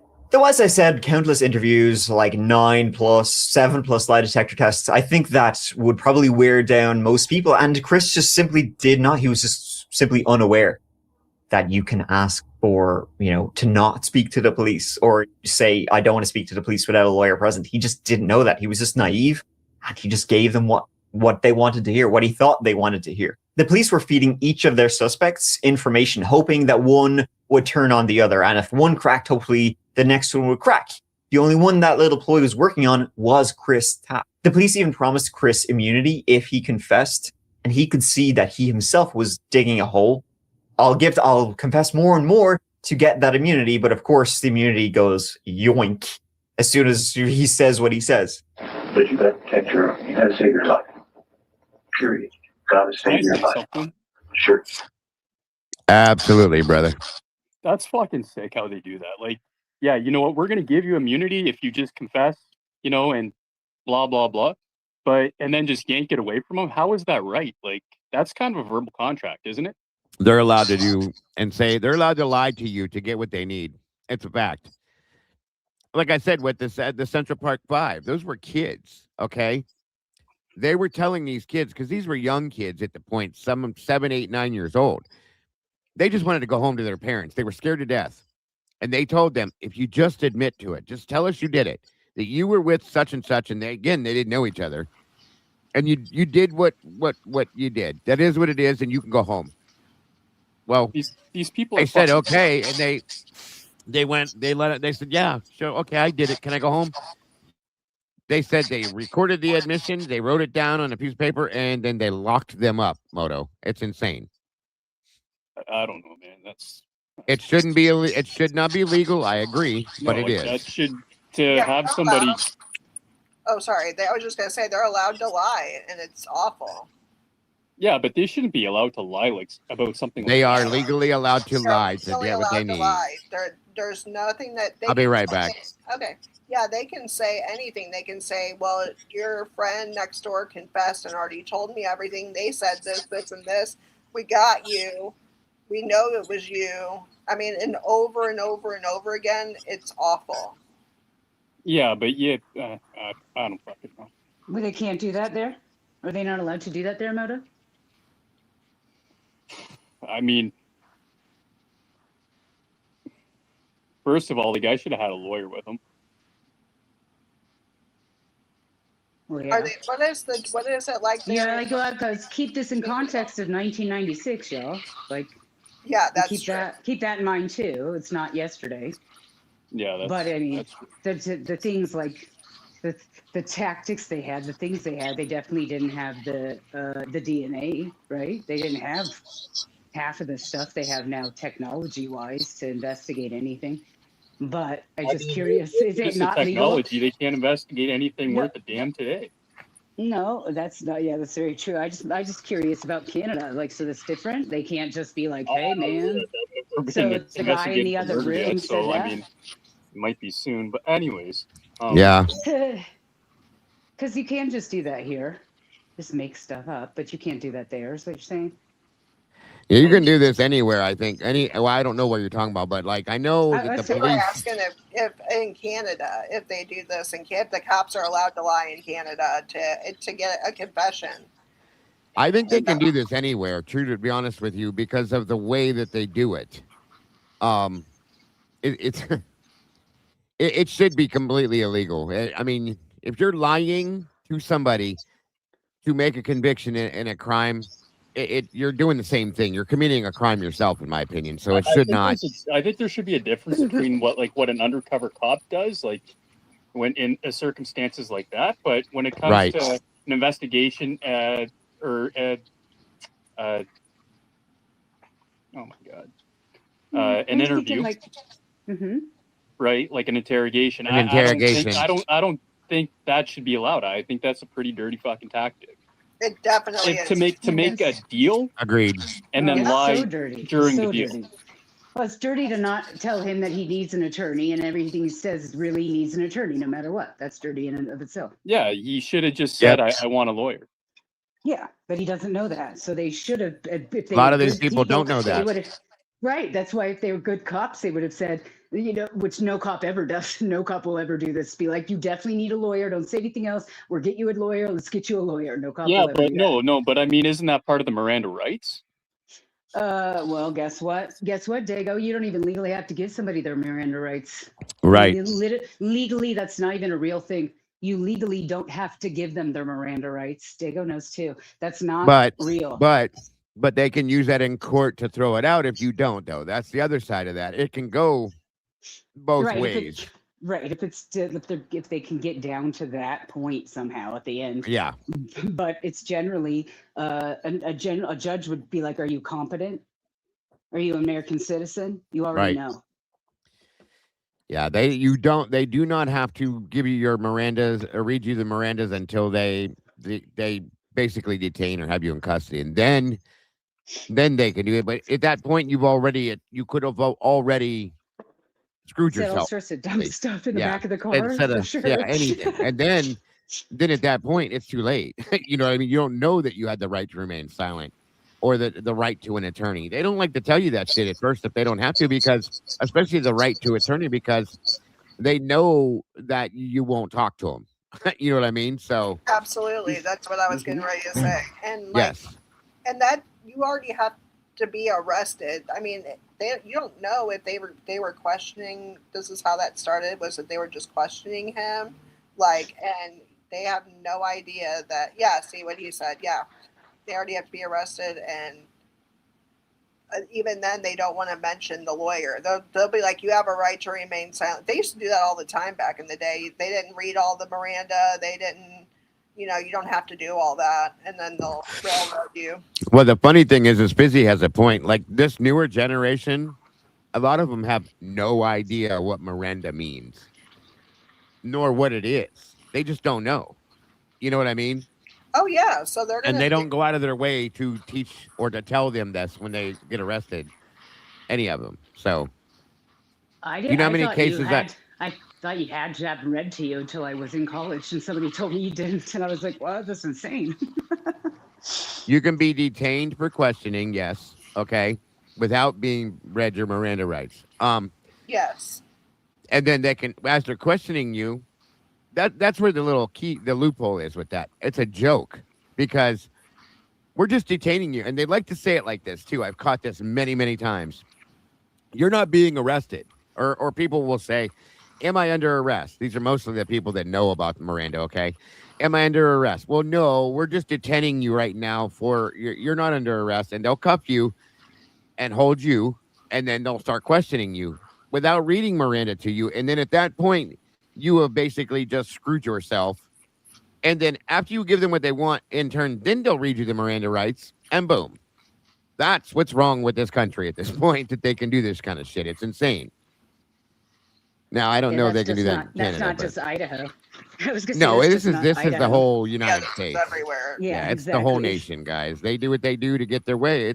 They cheat, just like anything. They will cheat, lie, whatever they got to do to get what they want in some of these cases, and then they're high fiving the rest of the department, like, you did a great job there, buddy. Yeah, you sure did. Yeah, if you ever get told anybody anywhere, you're not under arrest, you're just being detained, don't say a fucking word, period. Unless you say, I want an attorney, right there. That's it. Because nobody has the right to force you to talk about something without, some kind of legal direction supporting you. So, period, point blank. And I'm not trying to say go against the system, guys. I'm not telling anybody to buck the system. I'm just telling you to protect yourself. They don't care about you. Okay? They can say all they want, they will. And I have friends that are cops that have told me the same shit. My family were law enforcement that have said the same thing. They don't care about you. They care about what they're doing and what their case is and how they have to do it and deal with it to solve it. It's not about you. If you get hurt in the meanwhile, oh well, there's little things, these things happen. You know what I mean? That's how they look at it. Sacrifices for the good of the greater good. Yeah, bullshit. So I'm just saying, be Michael careful Jackson out there. wrote a song about this, right? Michael Jackson wrote a song about this. Which one? They don't really care about us. Oh, yeah. Very true. Very true. So anyway, those are some seriously real points, guys, and it's very sad because look at what we have here. And again, my apologies for interrupting. These points are really good points to make. So on we go. You got deeply involved. You got forced into doing something you didn't want to do. And you're worried about going into life. What your hope is right now, that's all we call. Is to get it out. Get it proved that, hey, I didn't want to. My God, I was stuck there. I had two guys who were hurt me. They were killing me. I was afraid of my life. She was dying. I did this. But you tell me which is best. Serving quite a long time, and I can't tell you how much it could be. 2 years. It could be 5 years, 10 years, 25 years. But is that better than life or death? One of them, guarantee you, is life. The other one's going to be protect your and that's between you and I. Because, like I said, I wouldn't say this, but you were cold enough to kill him. You got trapped. They like doing this too. They like playing on your emotions and playing on your good faith as a human being. You didn't mean to do it. We understand. They even did that in Idaho. We don't believe that he went in there with the intent to kill 4 people. Just one. But 4 people died. They even play it off in that aspect, We know you didn't mean to do it. It's okay. Things happen. You got trapped. Give me a fucking break. This kind of shit makes me nuts, you guys. It really does.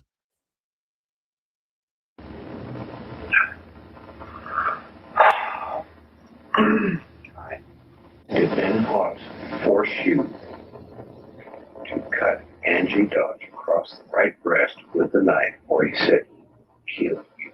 Yes. And I know it. Give your hand.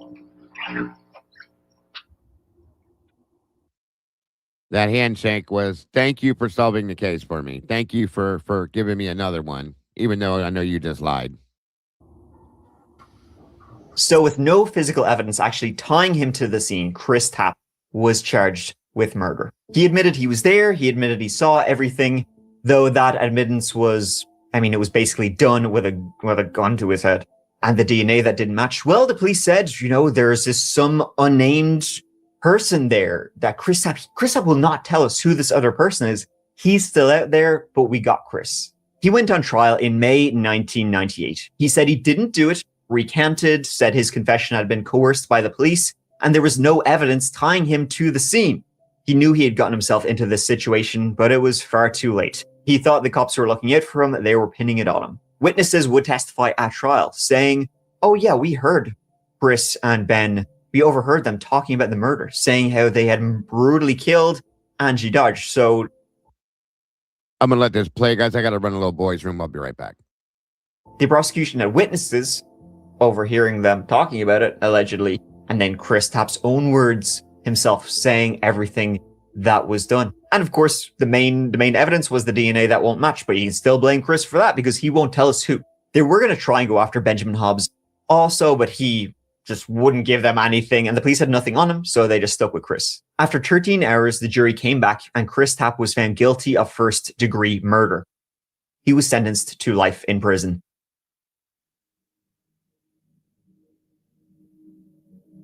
The Dodge family, Earl especially, wanted Chris Tapp to get the death penalty. The witnesses, by the way, who testified at trial, they would later come back and say they had been coerced into testifying. They had never overheard Chris or Benjamin or anybody talk about the murder of Angie Dodge. Chris would appeal from prison, say he didn't have a lawyer present when he confessed, saying he was coerced, it would be dismissed, appeal again, dismissed, appeal again, and so on and so it goes. Carol Dodge, however, Angie Dodge's mom, didn't think it was over. Even though Chris was sentenced to life in prison, it was not over for her. After all, another man had been there. There was still that unidentified mystery DNA found at the scene where her daughter was brutally murdered. She wanted justice for her daughter and wouldn't give up. Okay, you have Chris. Who's this other guy? Allegedly Benjamin was there, but nothing ever happened to him. She wouldn't give up. She wouldn't give up for her daughter, and she wouldn't rest until that unidentified man had been found. And years went by. A decade would go by. Carol Dodge eventually came into contact with a Dr. Greg Hampikian, who was a forensic DNA expert. And she thought, well, if anybody can find this DNA, it'll be Dr. Hampikian. Carol Dodge brought the DNA to him and asked him to investigate. Technology at this point was rapidly progressing. So maybe, he's an expert. He will get the answers that she's looking for to identify this man. Thing was, Dr. Greg Hampikian was also the founder of the Idaho Innocence Project. When Carol Dodge brought the case of her daughter's murder to the doctor, he was already familiar with it because Chris Tapp had written to him a few years earlier, asking for help, asking to clear his name. To whom it may concern, my name is Christopher Tapp, and I'm asking for your help in my case. My old lawyer, something Thomas, has talked to you about my case, and she believes in you, so I'm asking for whatever help you can give me. I don't know what you need from me, as in information on the basics of my case. I'm open and honest and willing to give you any help. So please look into my case, because I truly need someone help to get me free. I didn't kill or hurt anyone. I never raped anyone. I hope that I hear from you soon.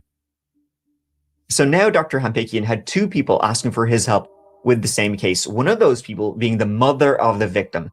The other person being the killer, the convicted killer, asking to help clear his name. He took on the case. They were sent forensics and all of the case evidence from the Idaho Falls Police Department. They were not only sent, the forensics and the DNA, they were actually sent basically the entire case file, which included all of the interviews Christopher Tapp had done with the detectives and the police officers there. Interviews which clearly showed anybody with half a brain that Chris Tapp had been coerced into admitting he had done it. It was this is clear as day what they had done to him. So they immediately began theorizing that Chris was innocent. Then going through all of the forensics found at the scene, they were ultimately able to prove their theory. There wasn't three people there. There was only one person there. Chris Tapp was not that person. There was not three killers. There was one.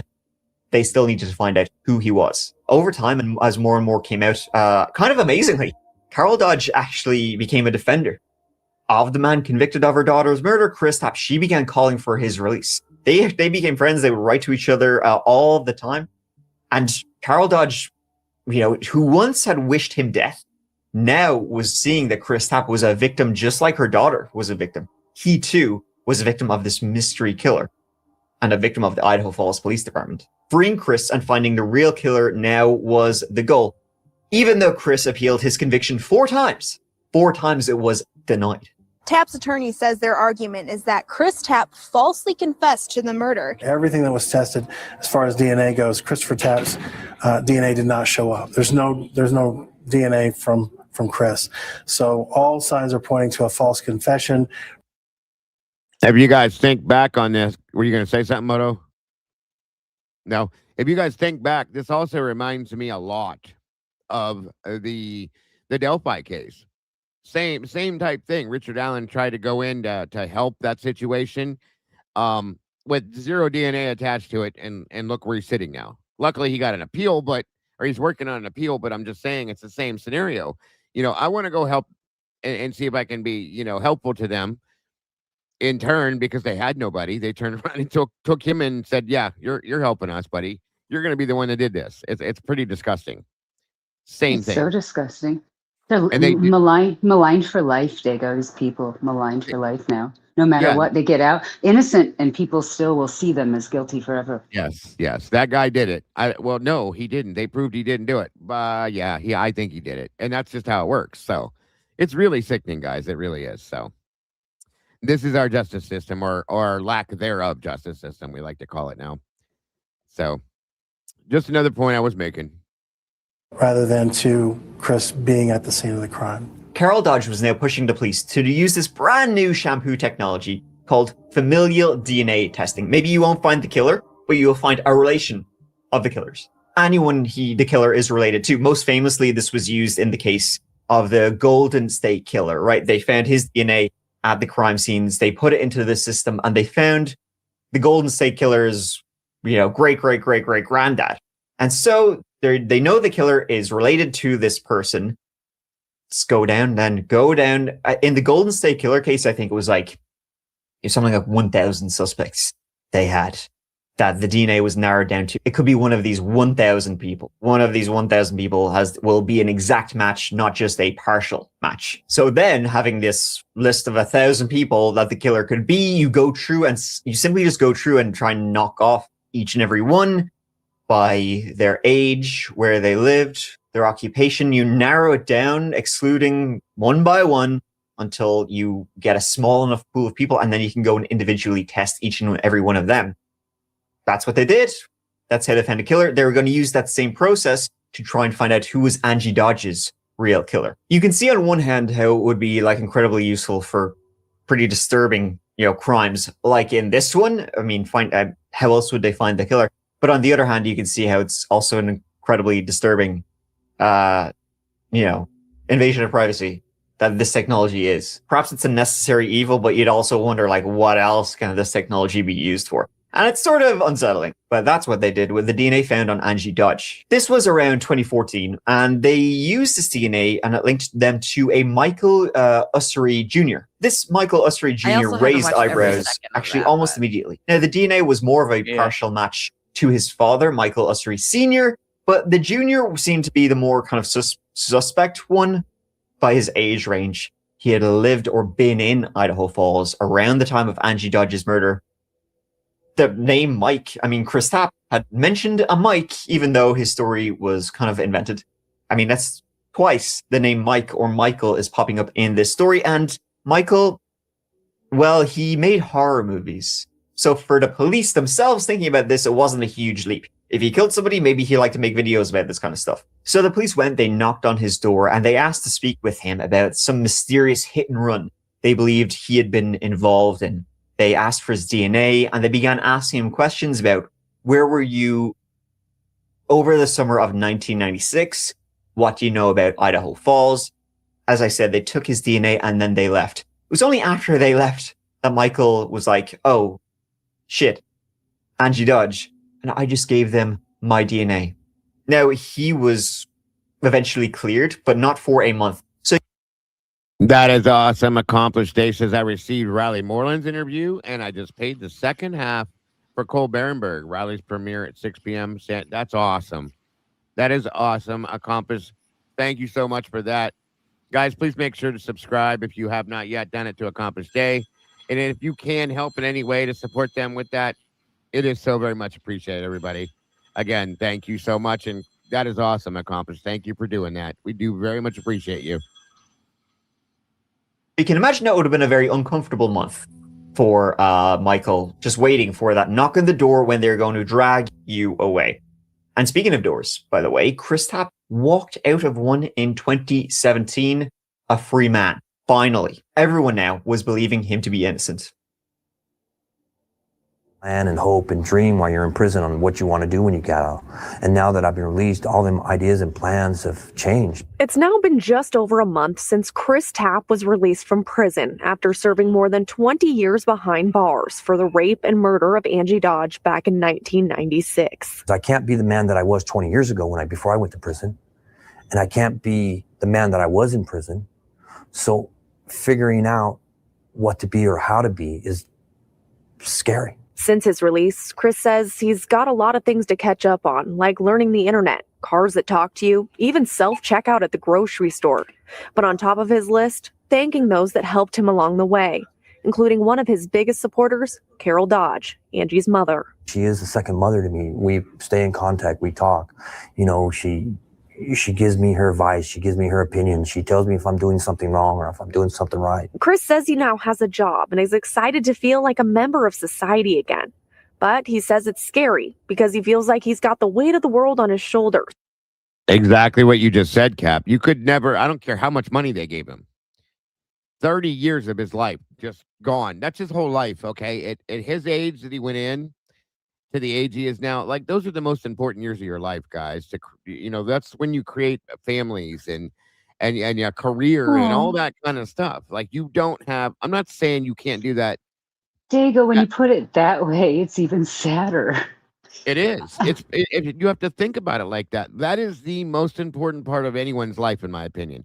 The time that he went in there, 30 years of your life, guys, if you think about it, it's right there in the middle. It's all the important stuff. How, like I said, that's how and when you would create a career and create a family. The families, yeah. That, okay. And he generations. missed all of that. Yes, Sorry. Yes. It's a fact. He missed it all. And then the end of this is beyond sad to me because of the fact that he missed all that. I don't care if they gave him 10 million, 50 million, 300 million.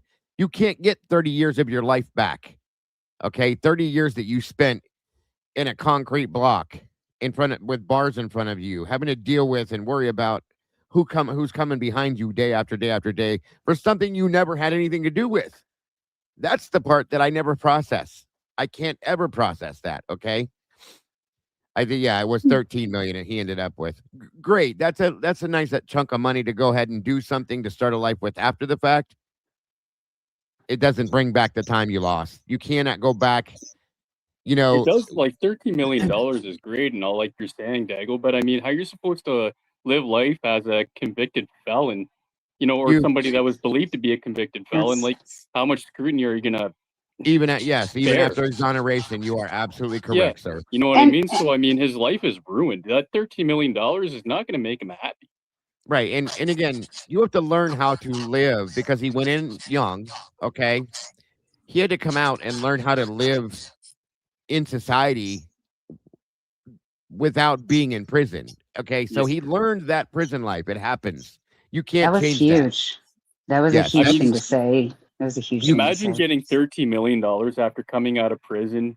You're depressed because obviously nobody's going to want to talk to you after they figure out, what your past was. All you're going to end up doing is drinking, snorting, and doping, man. Like, you're fucked. I agree. 1 second.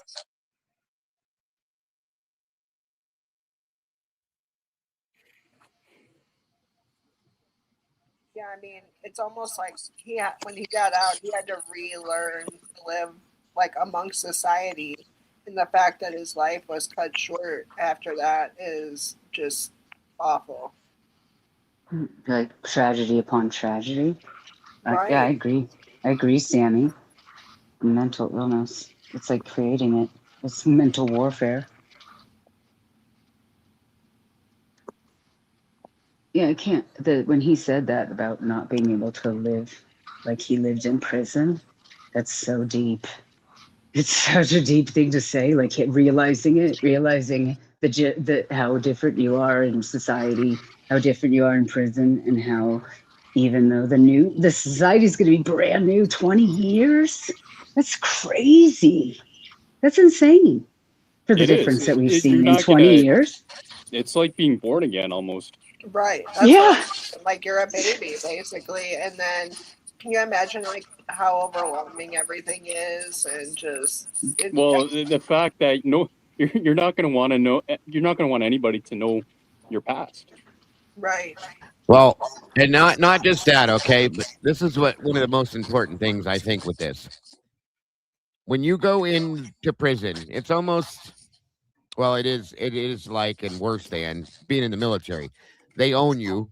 You do what they do when they want you to do it, how they want you to do it, for as long or as short a period of time as they want you to do it in. Okay. So you're told when to wake up, when to go to bed. You're told what to eat, when to eat, how to eat, how much, for how long you have to do it, all of that. Okay. Every bit of that. So when you come out of this for 30 years, you have to learn how to be able to be your own person, for one. You have to learn how to sleep when you want to sleep and do the things you want to do and eat what you want, when you want, how you want, and all of that stuff. And not to mention, you have to learn what money is all about and all the things that have changed in that 30 years, technologically and everything that they didn't have then. You have to learn all of that. And it's very hard for some of these guys that spend long periods of time in prison. They don't know how to be not institutionalized. That's the thing. It's a mindset, you guys. They don't know how to just sleep. Okay, they sleep in weird ways. Lots of things I've seen. So that in itself is a psychological thing that you have to get through. You can't ever get that back. I don't give a fuck how much money they give you. It's a thing. Okay, a lot of them are never the same ever. And unfortunately, this gentleman never got the chance to actually live his life outside of prison because of what happened to him. Granted, yes, he won a suit. He did get a settlement. Okay, great. Did he get to do anything? Not really, as you'll see.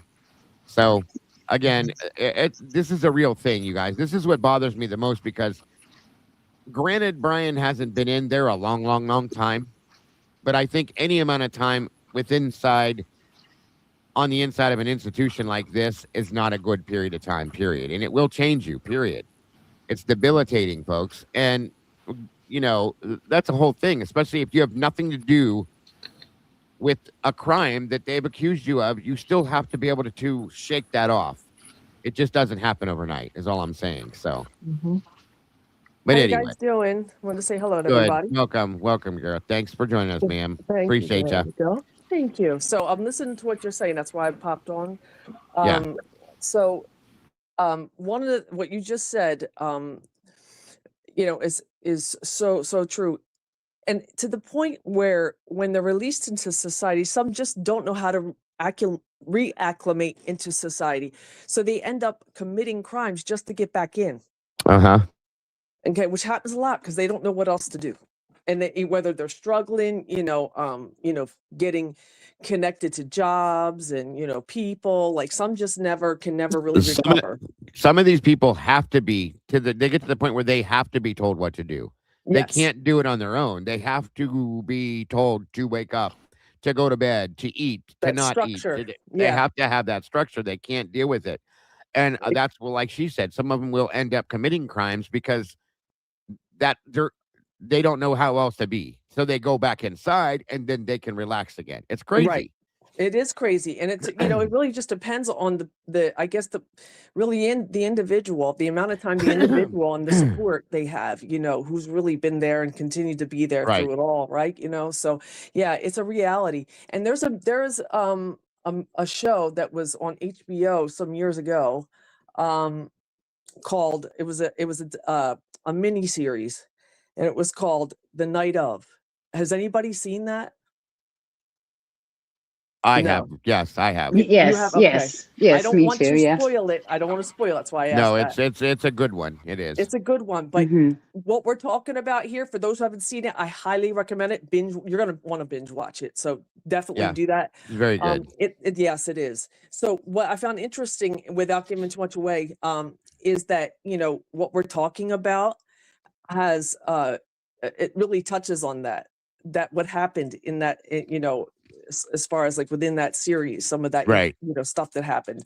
So, I think of Brian, and I think of like where he's had to be and all because of this. And I think of, of course the structure and all, but yeah, I mean, like how much longer is he going to be in there? These type of cases could take a really long time. They could take many, many years. As far as getting Yep. his, being getting a trial and all that. So, and I just think of like, wow, you really have to be mentally pretty strong. You have to have the fortitude to be able to endure that and to come out, at least somewhat together to the point where you could survive. And with Brian's, I don't want to call him disabilities, but his issues, Yeah, it can make that 10 times worse, 100 times worse. Absolutely. So yeah, And definitely. the just a TV good- show is called The Night of. The Night It's a of, series. yeah. It's a lot like the movie Shawshank. Okay, for anybody that saw one of the best movies ever made, like the guy, that old man that had spent, was it 50 years? I think he was behind bars. He got released. He did his time. He went out. He had no idea how to act. No idea. He couldn't catch up with society. He couldn't handle society. He got a job working as a grocery bagger. 70 years old. There was nothing out there for him. Anybody he knew was gone. I mean, it's just a sad life. And so It he is ended up sad. taking his own life, and he just couldn't handle it. He wanted to get back inside, and it just wasn't working. So it does happen. It does happen it's one of the worst things I've ever seen. And I It know is that's a sad. fictional story, you guys, but it is based off of a reality. But So that stuff happens. I mean, it's Brooks. it That was is it reality. was Brooks. That was that guy's Yeah. name in the movie. yeah, His name is Brooks. Yeah, Brooks was here. That's right. Mm-hmm. Yeah, exactly, Brian. Great. I'm a huge Stephen King fan. It's probably one of the best stories he ever wrote. That had me enthralled from the moment I opened the book. But the movie was good. The book was so much better. Anyway, I just want to say thanks for having me on, guys. I'm popping out. You taking off? Yeah. All right, buddy. Sorry for boring you with this stuff. It's a little bit off the beaten path today, but I just want to show the parallels with this and what this has done, what they've done within the justice system, and what could happen. It's very sad. So thanks for being here, Moto. I always appreciate you, brother. Yeah, Moto, take care. But you're absolutely right. And there's another thing I wanted to, too, that I caught before I came on here. I was seeing about like the interrogation and how they, how it's designed, to help not coerce necessarily, but to get confessions or to get people who are guilty to talk. So, and I mentioned in the chat, is this when they weaponize that to suit, their own means to an end, that's where it becomes a gross injustice in so many ways.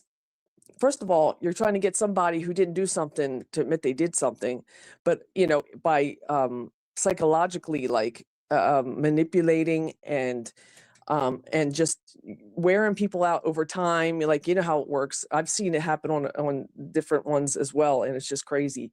That's supposed to be like for the bad guys, like, so to me it never made sense why they would want to even get a false confession. And when real people real perpetrators, real criminals are being allowed to exist out in society and to continue to do what they do, it's counterproductive. It really don't make sense.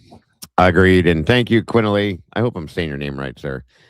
Tell you what about Dago's Cafe. I've been with it for a long time. I figured he'd have more than his subs total, but it's 13.5 or about his own. Thank you, as Thorogood would say. I would have more than that, guys, but I've had to rebuild 3 to 4 different times because people that didn't like me decided they were going to try to destroy me. So when you have to rebuild, you really have to rebuild. So at that point, I should and probably would have more, but I'm okay with who I have because I've organically grown this channel 1,000,000% organically. I don't want it any other way. I wouldn't want it any other way. And the people that are here that are part of this community are absolutely the best people on YouTube, without a doubt. I have no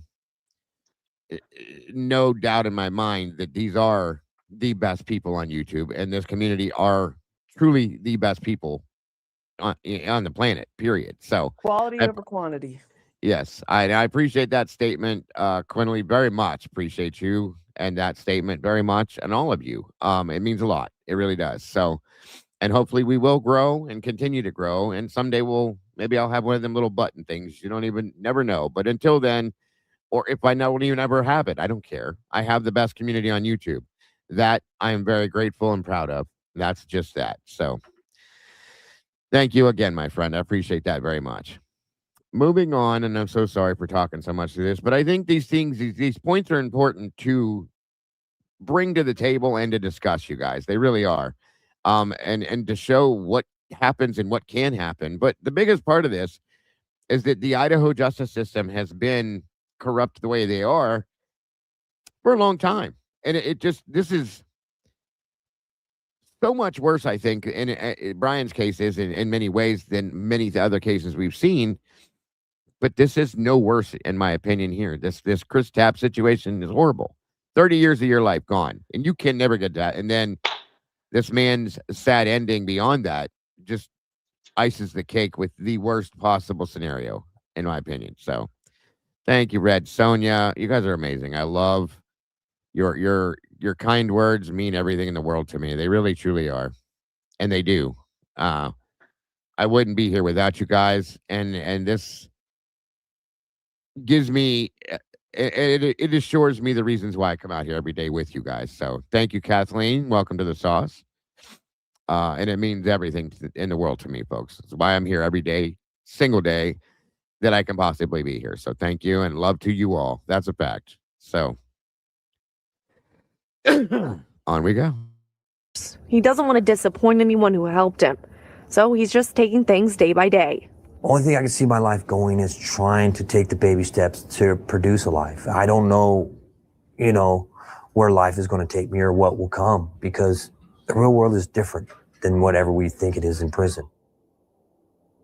He appealed that year, 2017, and with so much evidence, so many people in his corner, the rape charge was rescinded and the murder charge was reduced to time served. So he was still a convicted murderer, but he was allowed to walk out of prison, a free man after spending 20 years behind bars for a crime he did not commit. A lot of people probably wouldn't have taken that deal where you're still, convicted of the crime, even though you didn't do it. But I mean, who wouldn't want to just walk out the doors of the prison after spending 2 decades in bars? He did sue the city of Idaho Falls and was rewarded $11 million. That ain't going to get you those 20 years of your life back, though. So, my apologies. I thought it was 30 years. I don't know why, because I covered this before. I don't know what's going on today, but anyway, still, either way. Least they can do. Though later in 20... Congratulations, Cap. 13 months, Cap, Jesus. North Carolina Mountain Man, 13 months. That's amazing. Happy day anniversary, brother. We do appreciate you so very much. Amazing. 19, who was exonerated of the charges of murder, so he was totally cleared. And he was sort of free, just like the police who coerced him into spending 2 decades of his life behind bars. Nothing ever happened. They got no blowback at all. And it was then they got someone new. They continued using the familial DNA that they had previously, and it brought up new matches. It led them to some new people, Clarence and Cleo Usury, which is very similar to Ussery, to the Michael Ussery Jr. case. So they're probably related, probably some extended family DNA there. Goes back to the old country, something like that. Now, both Clarence and Cleo, the partial matches, they were long dead. But one of their descendants was likely the real killer who had left the DNA behind on Angie Dodge's body. So, much like in all the other cases, one by one, they clear them. Age, is he a male? Occupation, was he in Idaho Falls in the summer of 1996? Through the development of technology, Idaho Falls police now have an image of who her suspected killer could be. On the left is a picture of the suspect at 25 years old. On the right is him now at 40. Experts say the goal of this is not identification, but to really exclude people from a suspect list who do not match the characteristics described in the phenotype. They eventually narrowed it down to 6 people who lived in the Idaho area that summer. In fact, one lived in Idaho Falls that specific time, but once again, partial match. Not a full match to the killer. They were sort of back at ground zero and had gone through all of the descendants until one genealogist made a simple discovery, but one that was sort of easily missed. There was a male descendant of Clarence and Cleo who had a son with a woman.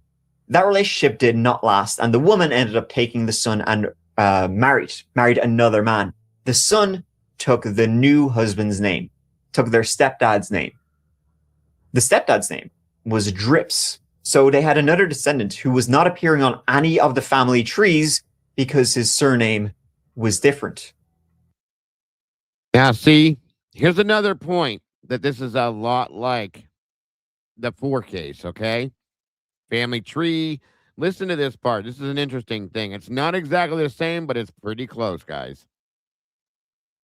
The whole being on the wrong side of the tree thing. Think about it. And they investigated this Drips. By blood, it was a usury. By name, he was a Drips. And funnily enough, didn't he just live in Idaho Falls in the summer of 1996? In fact, didn't he just live directly across the street from Angie Dodge in the summer of 1996? Like she said, let this one sink in, guys. This is heavy right here. And he still lived in the state come 2019. His name was Brian Lee Drips Sr. Brian Lee Drips didn't have a violent criminal history, couple of misdemeanors, but the police, well, let's test his DNA. Maybe it will be a full match to it. They started following him around, scoping him out, covert-like. Eventually, one day, he threw a cigarette out of his car window.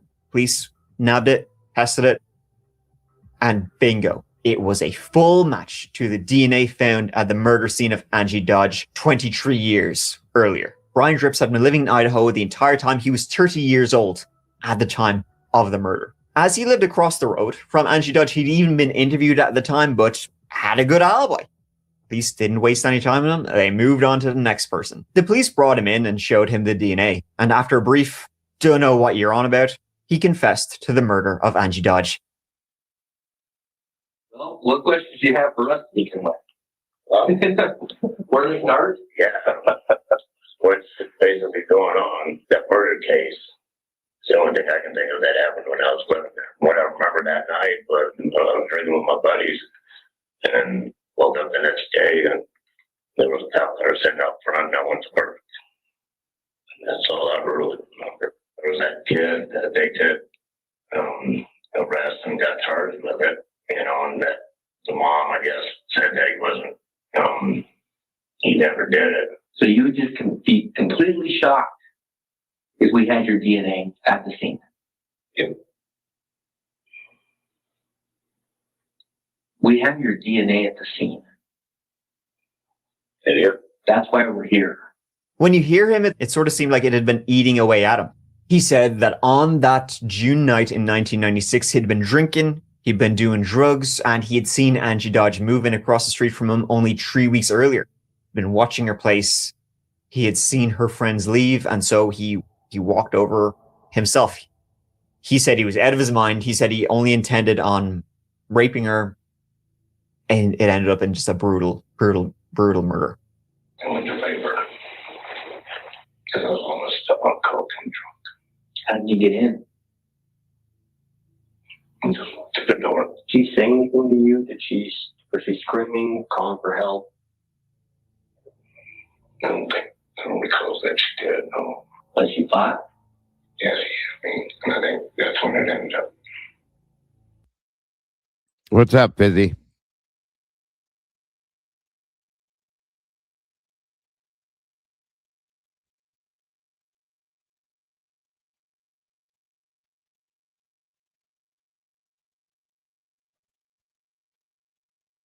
Something wrong?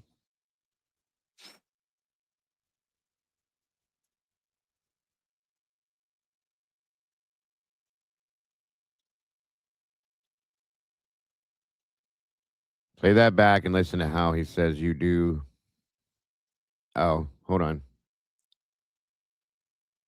1 minute. Right there. Okay, hold on. Yeah. What's basically going on, that murder case, it's the only thing I can think of that happened when I was living there. What I remember that night was drinking with my buddies and woke up the next day and there was a cop there sitting up front and I went to work. And that's all I really remember. There was that kid that they did arrest and got charged with it, and that the mom, I guess, said that he wasn't, he never did it. So you would just be completely shocked if we had your DNA at the scene. Yep. We have your DNA at the scene. Yep. That's why we're here. Oh, just like Dylan saying, yeah, I got you. Interesting. Good point. I see what you're saying, Biz. Yeah. When you hear him, it sort of seemed like it had been eating away at him. He said that on that June night in 1996, he'd been drinking, he'd been doing drugs, and he had seen Angie Dodge moving across the street from him only 3 weeks earlier. Been watching her place. So at the murder scene, what you're on about, he could just be completely shocked if we had your DNA at the scene. Yep. We have your DNA at the scene. Yep. That's why we're here. When you hear him, it sort of seemed like it had been eating away at him. He said that on that June night in 1996, he'd been drinking, he'd been doing drugs, and he had seen Angie Dodge moving across the street from him only 3 weeks earlier. Been watching her place. He had seen her friends leave, and so he walked over himself. He said he was out of his mind. He said he only intended on raping her, and it ended up in just a brutal murder. I went to labor because I was almost on coke and drunk. How did you get in? I just walked to the door. Did she say anything to you? Was she screaming, calling for help? I don't recall that she did, no. Was she fought? Yes, I mean, and I think that's when it ended up. What did you use? A knife. Was she moving at all when you left?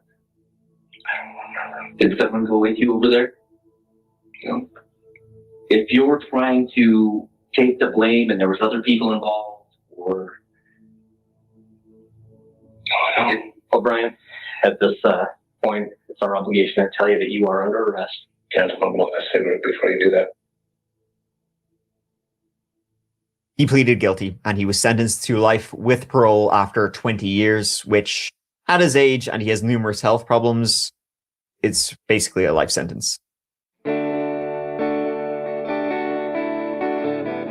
Never again did I ever get able to hold her again because of your actions, your evil actions, your selfish actions. And I can't forgive you. Ever. You, Brian Drips, deserve eternal hell. I'm sorry. I did. Ken for this. Yeah. I can't imagine what grief I've caused over the next 25 years. Yeah, I'm sorry. I know you're not to forgive me, but I'm sorry.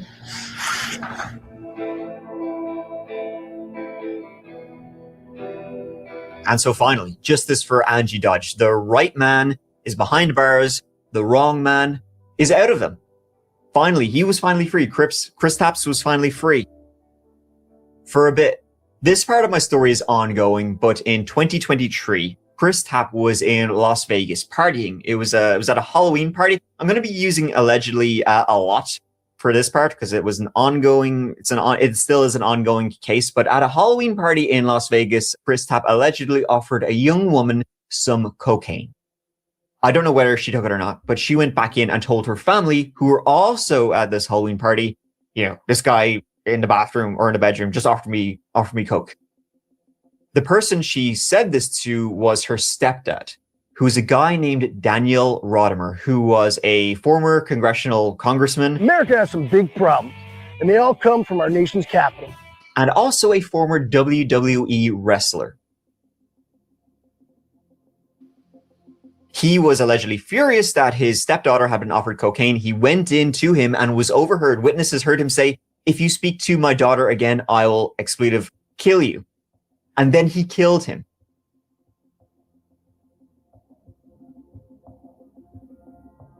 Two loud bangs were heard, and Chris was rushed to the hospital, where he sadly passed away 5 days later.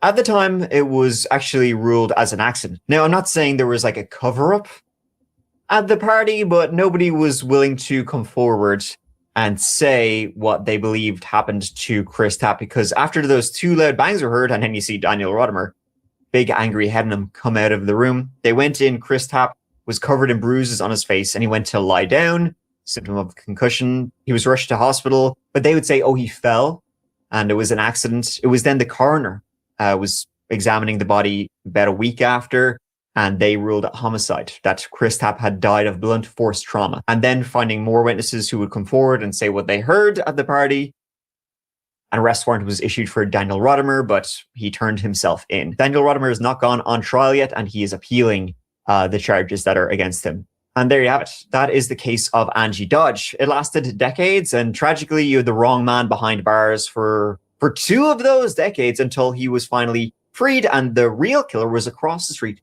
the entire time. In the end, they got him.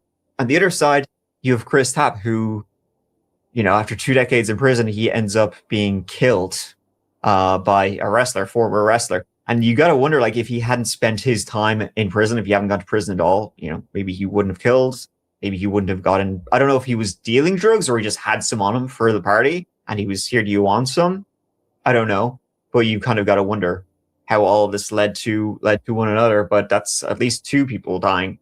This story, which is incredibly tragic. Justice was sort of served in the end, but I think in the case of Angie Dodge, nobody really wins. Nobody really wins in this case. And that'll do for now. Thank you so much for watching, folks. It really means a lot to me that you're here watching this. Very good job he did on this again. Witchy, I see you. Stage heroes, another idiot out here. It is what it is. Anyway, moving forward, it's a very sad situation. I don't think anybody knows what really went on with Chris and this girl. My opinion is that he was, again, don't forget he spent 20 years in prison. Probably doesn't know yet still how to act outside of prison. Was probably under the influence of some things that he should have been. Wasn't making drugs in prison. Like, he might have been addicted to drugs just from being in prison. So, could be, yeah. But oh, and by the way, I need to do this just because that person doesn't like it. Yeah. All right, there you go. So it could have just been an alcohol or drug induced bad decision. Okay, you made a bad decision. People do it all the time. It doesn't mean your life should be taken unless he hurt that girl. Okay, it could have been an overreaction. We don't know. Were they in Las Vegas? Did he say Las Vegas? Yes, they were in Vegas. Oh, well, I mean, come on. Sorry. Right. So all of that being said, you know, we don't know exactly what went down between this girl and him and this other guy, you know, so on and so forth. I mean, I get it. And people don't think things through when there's drugs or alcohol involved. Sometimes either side of it, whether it was him, the girl, or the guy that, you know, took his life. It's just a bad situation. Very bad situation. So I wanted to say, don't you think it's interesting that they sad that they gave this man 20 years, which would be his full sentence, and the other guy already spent 20 years and he was innocent? Like, that's mind blowing. That's so sad. Yeah. His actual sentence, if he serves the whole thing, is 20 years. Well, that guy literally was innocent and did 20 years. You should be doing life without. This guy should have got life. Yeah. I mean, you let somebody else take the blame for a crime that you committed, and he wasted his whole life. Should have got life. I think they should have gave him 20, and they should have gave him the 20 years that Tapp did too. You know, absolutely. That's what I'm saying. Like, that's just sick. It's sickening. That makes me really mad. yeah, it's definitely an issue. And definitely a problem within the justice system. It's really a mess, you guys. Well, it just goes to show how the police will have an idea in their head and then form the evidence around it to, form this story that's convincing a jury, and that's all they need to do. Yep, I do agree. Hold on here. I want to see something.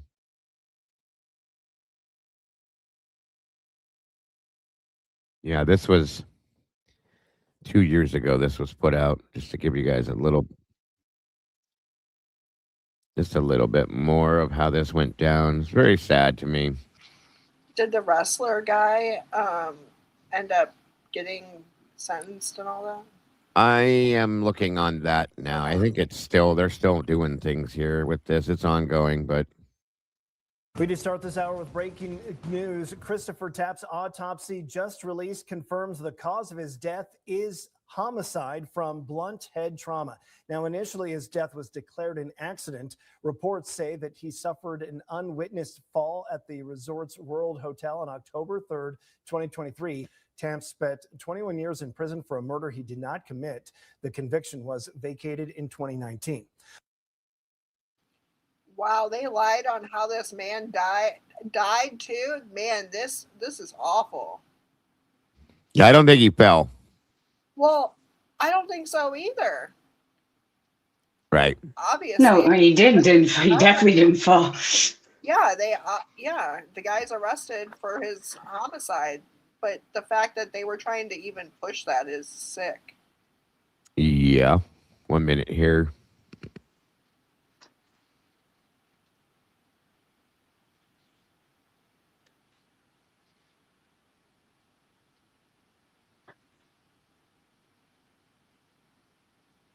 Hold on.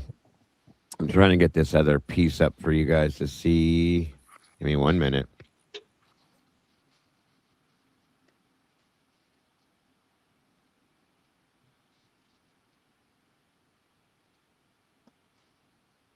And it's crazy to me that he still hasn't. This is over 2 years ago, and there's still no. That's kind of where I'm at right now, wondering, we're supposed to have paperwork today or tomorrow from the court, right?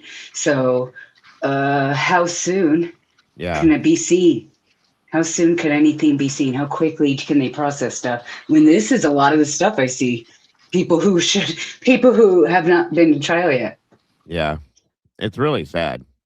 It's terrifying and sad. It's such a waste of time. Yeah, it's gross. Time and taxpayers' money. It's sickening. I agree. Give me a minute here. I'm trying to find this. There's not much either. Like this, they have kept this quiet on his side of things. Well, because it was a huge deal when he got released, and that may be. It's been enough years, right? You'd think that the Innocence Project would be refunded by now.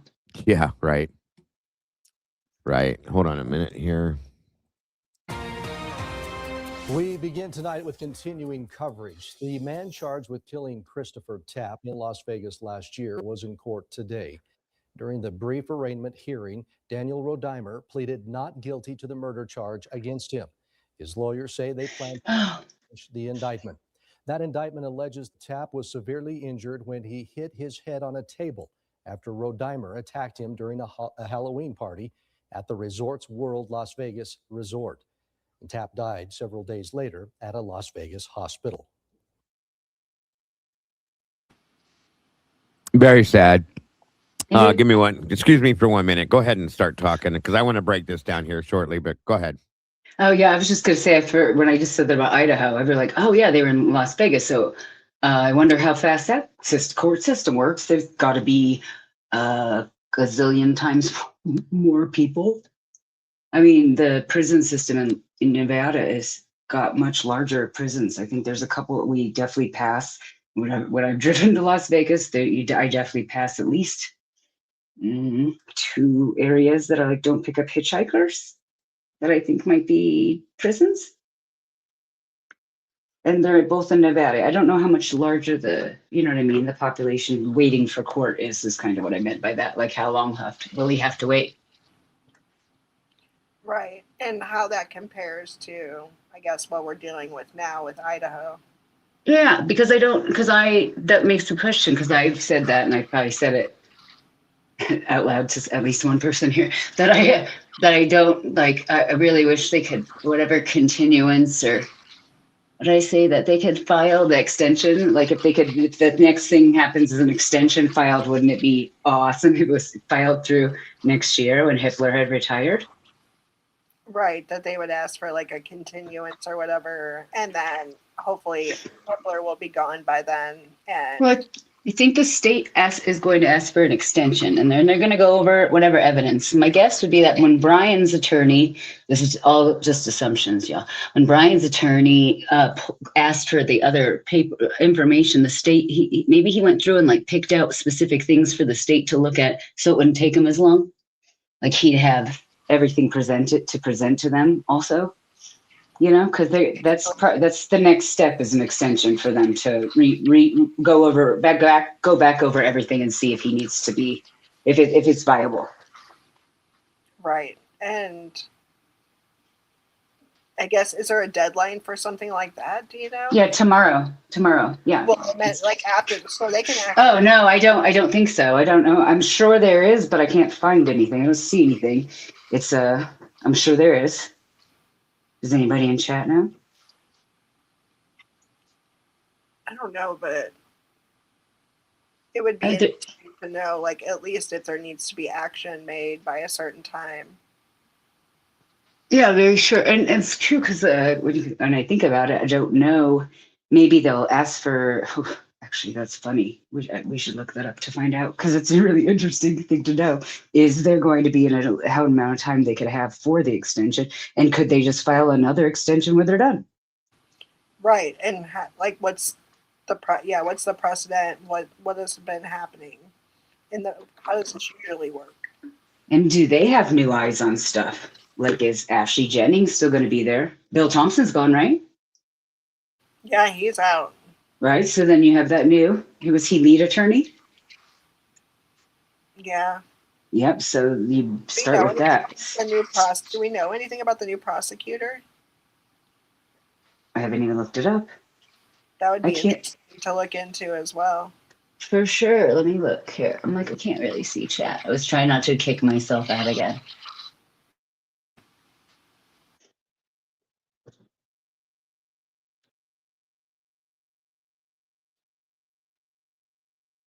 I'm curious now, because I'd like to know who it is, because if they bring back the drugs guy, I mean, like, now I can't remember the guy's name. For the state, like Jennings will probably still come back, or unless she's out because of the leaks. Yeah, and would that be included in ineffective assistance of counsel too? From the state? Would that include all of them too? With the state? Oh, with the state. Oh, yes, with the state. Yeah, I don't know if she would be involved. She might be. That's what well, like, no, with the state. Do I just mean, like, can they file it like that? I don't think so. I don't think that works that way. But yeah, that's really interesting, because now I'm curious of. Rogue said under state law, prosecutors have 30 days to respond after the petition submission, though the judge may extend that time. Yeah, we should be getting some information like in the next, like now. Day? Yeah, I know. I'm like, since this morning, since I started checking. Right now. That we've been waiting all day. Yeah, we've gotten, what is today? So Tuesdays and tomorrow. I think Tuesdays and Fridays always used to be the document day. So I don't know if that's changed, but I've been thinking on this all, like expecting to hear something all day. And if anybody's going to have it, Kathy. I know Kathy will be all over this. And I've been kind of watching her on and off throughout the day. So yeah. I'm on Kathy alert also, but I mean, I checked this morning just in case, and sometimes I have seen them put out documents after 5. Yeah. Yeah, I've been on Kathy watch myself.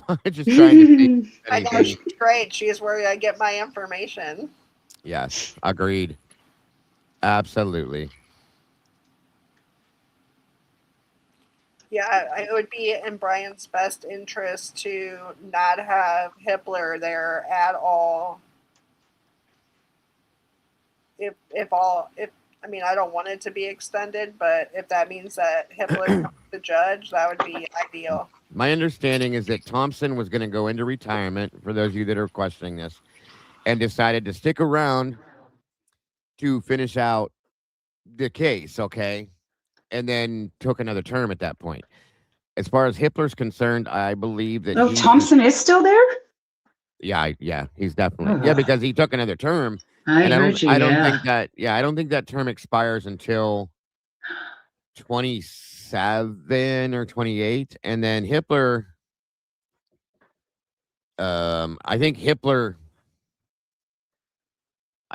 there till 27 as well. I think that's what I heard. That's what I heard. Also 27, but I thought Thompson was retired. I didn't realize he decided to come right back. Thompson was going to retire and said that he had taken in an interview. I watched it this a while back. We watched it here. That he was going to take his retirement, and then because of the case being the way it was, that he decided to stick around. So in that sense, he took another full term. Now, can he still step out of that? I do believe he can take an early retirement from the term that he's in now, but my understanding is that he's still there. I don't know. I can't give you 100%. So, oh man! But it is confusing. It is confusing. Yeah, he's still. Stephen's right. He's still listed as the prosecutor for Latah County as we speak, which is.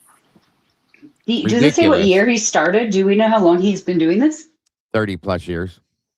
30 plus years. Yeah.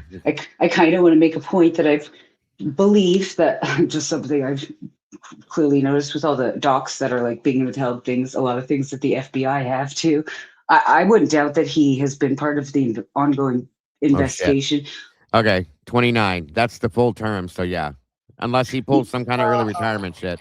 Since 1992 is when he started. Thank you, Bubba. Oh, that's so insane. I'm wondering. Well, he's been working with the investigation. There is kind of what I think. Like, I think he would stay on as long as he could because he's probably got props in with the FBI of the larger drug investigation, not this murder. Yeah, because it's an elected position is what I'm saying. That's another term. It has to go in those 4-year stints, I believe. So. Mm-hmm. Hence the reason, like I said, unless he could pull some kind of early retirement thing from this next term. And here's the thing is if he runs for Latah County prosecutor and nobody runs against him, guess what?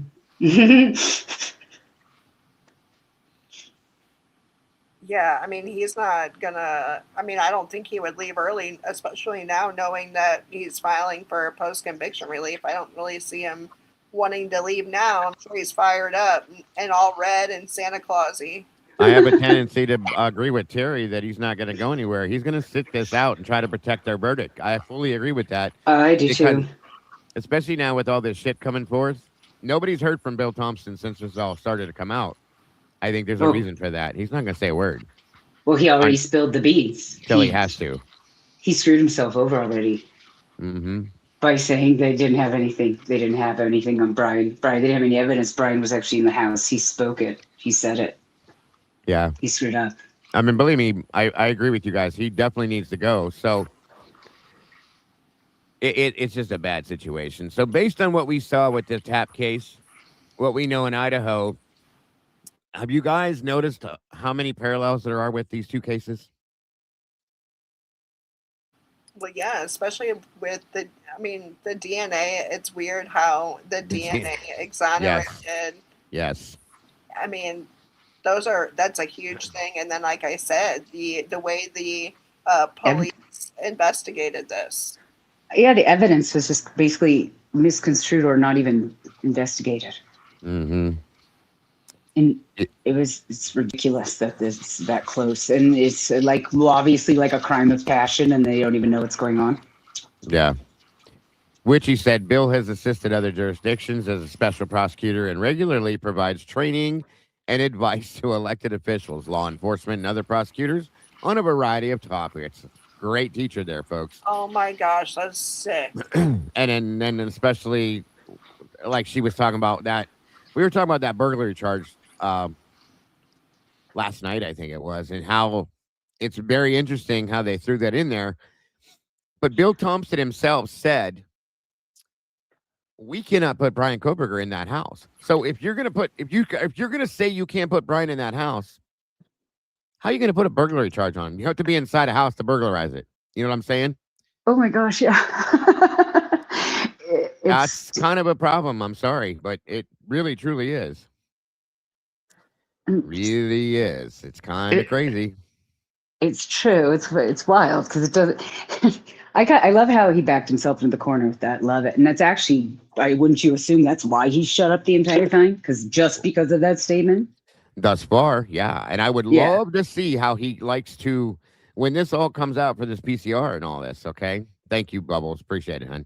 I'd like to see how he reacts and how he goes towards this, okay? I'd like to see what happens with this. Truly and honestly, this dude is a joke. He shoved his foot all the way up to the knee down his throat when he made that statement, probably not thinking that Brian would ever file for any of this. And well, here we sit now. What are you going to do, Bill?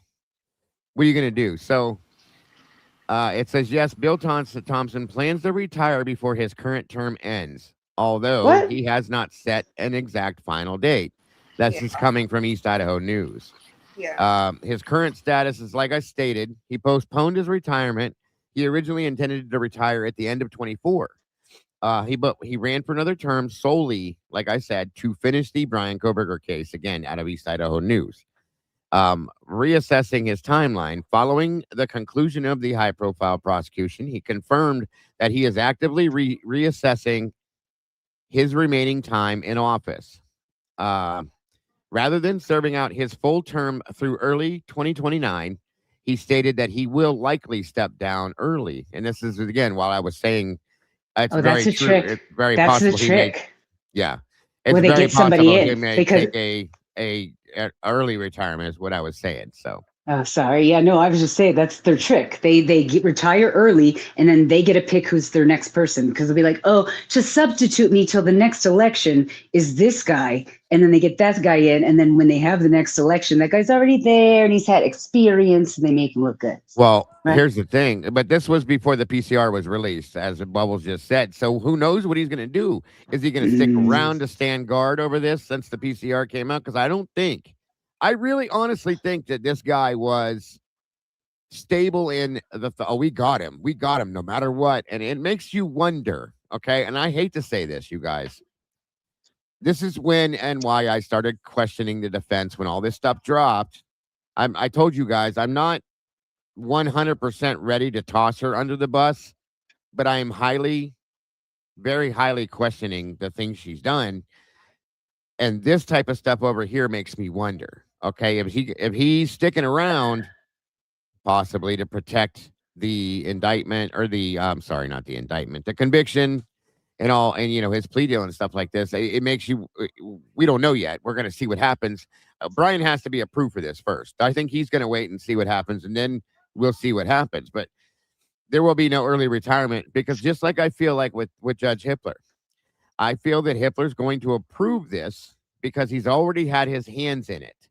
I do not think he's going to want to allow for this to move up because if you're baking a cake, okay, and you mix up the ingredients and you got to stop right in the middle of it to run out the door for an emergency or something, what are the odds you're going to hand it off to somebody else and let them finish baking that cake that you have had the recipe for your whole life and you want it baked to your perfection? You're not going to hand that cake off to just anybody else and tell them to go forth with it when you've already had your hands in there and you put your ingredients in it. You know what I'm saying? And especially if you unethically did it, like maybe you stole somebody's recipe or something. Bingo. I mean, I know that's a weird good example. Right. So that's I know it's a weird example, but right now it's the best thing I could think of because you're gonna want to protect the things you possibly did if there's anything you did wrong, and that goes for both of them, 100%. Thompson and Hitler. So they're not gonna just let this ride by the wayside and kick it out, go off to Bermuda or Rio or something and live in retirement bliss because no, this can come back on both of them. Okay. And he's got Ashley in the wings standing there waiting to take over for him, in my opinion. He groomed her just the way he wanted her to be, but I don't think he trusts her. Okay. I don't think he fully trusts her. Otherwise, he'd have let her go. As you guys noticed, he was letting her run some of these things throughout the hearings and all that. And he was just kind of standing by the wayside because I think he thought this was all just going to fall into play the way he wanted it to. Maybe Ann Taylor was on board with them then, and he just thought, we got this in the bag. Who knows? And this is an alleged speculative thought, folks. I have no proof, nor do I truly 100% feel this way. It's just a thought. So interesting. If he thinks that he's got this all in the bag because everybody's on board with what the plan here is, per se, I guess, for lack of better terms, and now something backfired. Oh yeah, we got the defense got him lined up. They got him to do what we wanted him to do. Everything's good. Sorry about the cake thing, guys. And anyway, and so thank you, Bubbles.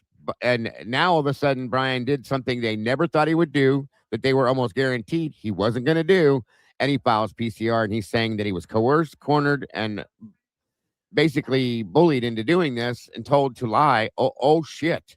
Whoa, put the brakes on. Bill's not going nowhere, and neither is Hitler. And Hitler's going to approve this all the way down the line, I think, because now everybody's watching.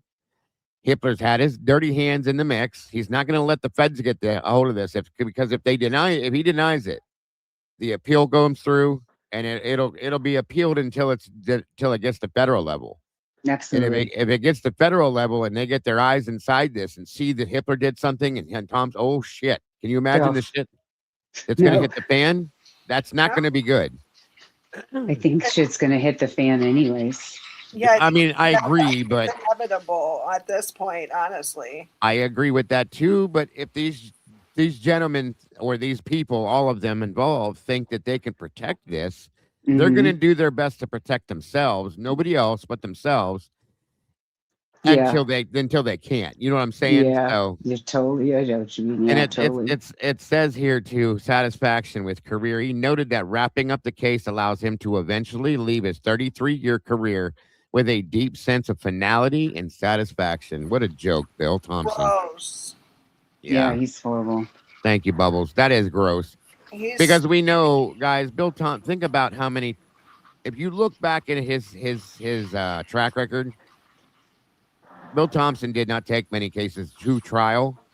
He's lazy. That's why he has, earned the name Plea Deal Bill, because he just, here you go. Here's a plea deal. Here's a plea deal. Here's a plea deal. I don't want to work. I just want let everybody else work around me. I don't need to. It was too easy. Hi, Sammy. So, it is what it is. But I hope this exposes the shit out of him and the rest of the prosecution. I hope this exposes the hell out of Judge Hitler for what he's done. All of them. Every bit of this needs exposed for what it is, 1,000,000%, so that maybe it'll actually stop it for a change. Maybe something will have to change in Idaho, and this will be play into case law throughout the United States for other cases, not just Idaho, but throughout the United States. You know what I mean? Absolutely. Yeah. So we need an overhaul here from what we've seen. Oh my God, without a doubt. I agree with that too. I hope that if and when this is approved, I hope Brian gets the best possible lawyer he can get, and I hope they take Hitler and Thompson down to his underwear and to expose everything, okay? Everything about who he is, all of the mistakes and the Brady violations and everything that they've done, it all needs to be put on the table. Brian needs to be the case that makes an example out of the state of Idaho, period. And they need to refer back to all these other cases, such as Chris Tapp and there's a case from 40 plus years ago beyond that it was just like this. The chiropractor case as well. And the fact that they're allowing for Brady violated police officers to be involved in investigative cases, and none of that's okay. That's crazy. That in and of None of these itself things. should have brought everything to a halt, right? That's crazy. Yes, yes. I think they need to look at everything Bill Thompson has touched in the past 33 years. Everything. They need to go back and look at it again. But first and foremost, he's going to have to be exposed as being corrupt. That's the only way they're going to do it, is if they show how corrupt the prosecution's been.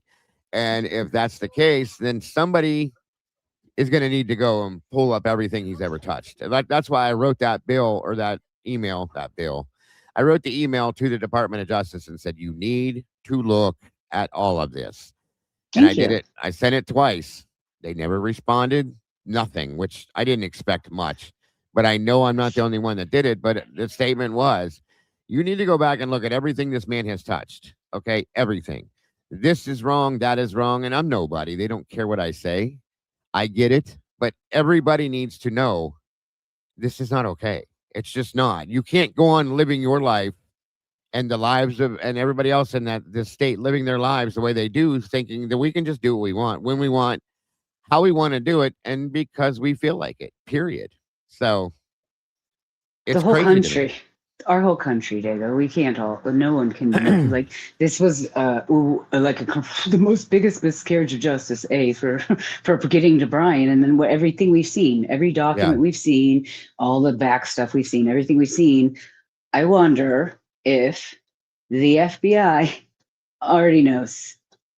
Because I question if the FBI's investigation, now that we've done all this stuff, is over. Maybe it's the drug dealers, but I think it's also the collusion of the local PD and and the judge and all the other people within the justice system here with all that stuff. I'll tell you what I'm tired of hearing and then seeing what we're seeing is that when you reach out to ISP or the FBI and everything they say did for documents or anything like that, their statement is, we gave everything back to Moscow.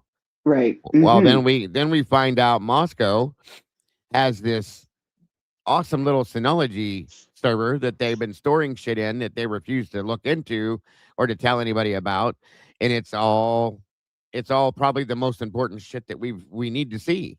So that being said and known, it needs to be exposed. Okay, Sweet Pea, thank you for joining us, dear. Have a good night. Thank you. Bye, Sweet Pea. Good night. Good night. So the main reason we showed this today, guys, is to show you that this has been happening. This isn't new, okay? It's not something that we're conspiracy theories of or towards or we're making things up for. It happened here. It happened in the chiropractor's case. Yeah. Guys, that's too many. If it happens once, that's enough. Now we're working on 3+ cases that have the same type basis of a background to. There's corruption basis throughout the whole thing. In each case, there was coercion involved. Dago Thompson has been there the whole time too. Yes, and especially that's no lie.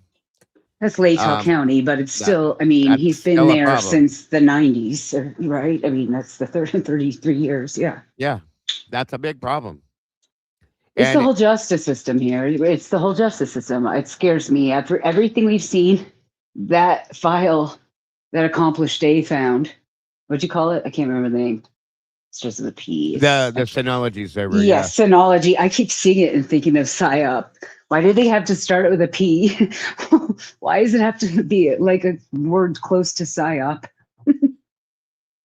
Basically, because that's what it is. It makes me feel that way. It's scary. It does. It's scary. The Blaker, is it Blaker? Whoever the cop is, the cop that is the Brady violation who continued to work. It's not Blaker, right? Or is it?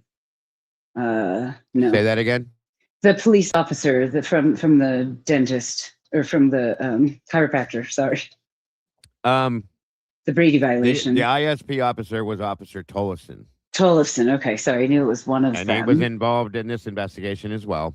Right. Now, if you've had any kind of Brady violations, I'm sorry, but you should. And Gunderson, I think, was the one that was with MPD that was involved. So if you've ever had a Brady violation, I do not believe you should be able to be involved in any type of investigation going forward. That's my opinion.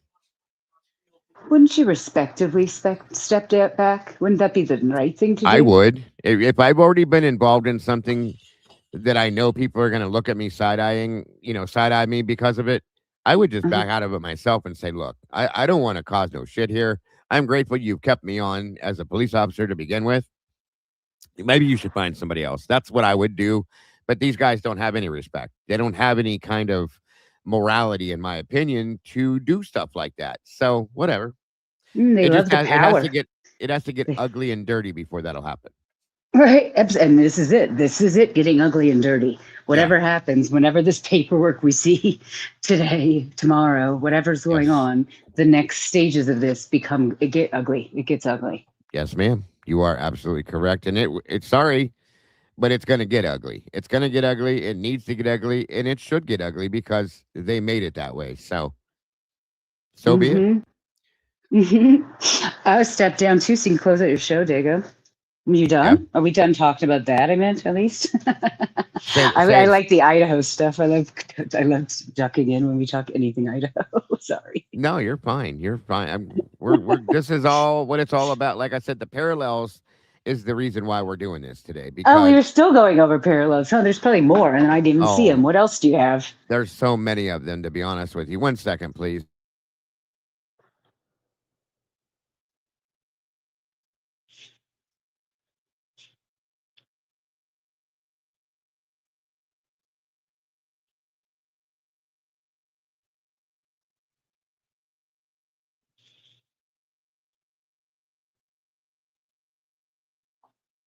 I forget because I look down and there's only 2 of us up here that I think like, oh, maybe we're done.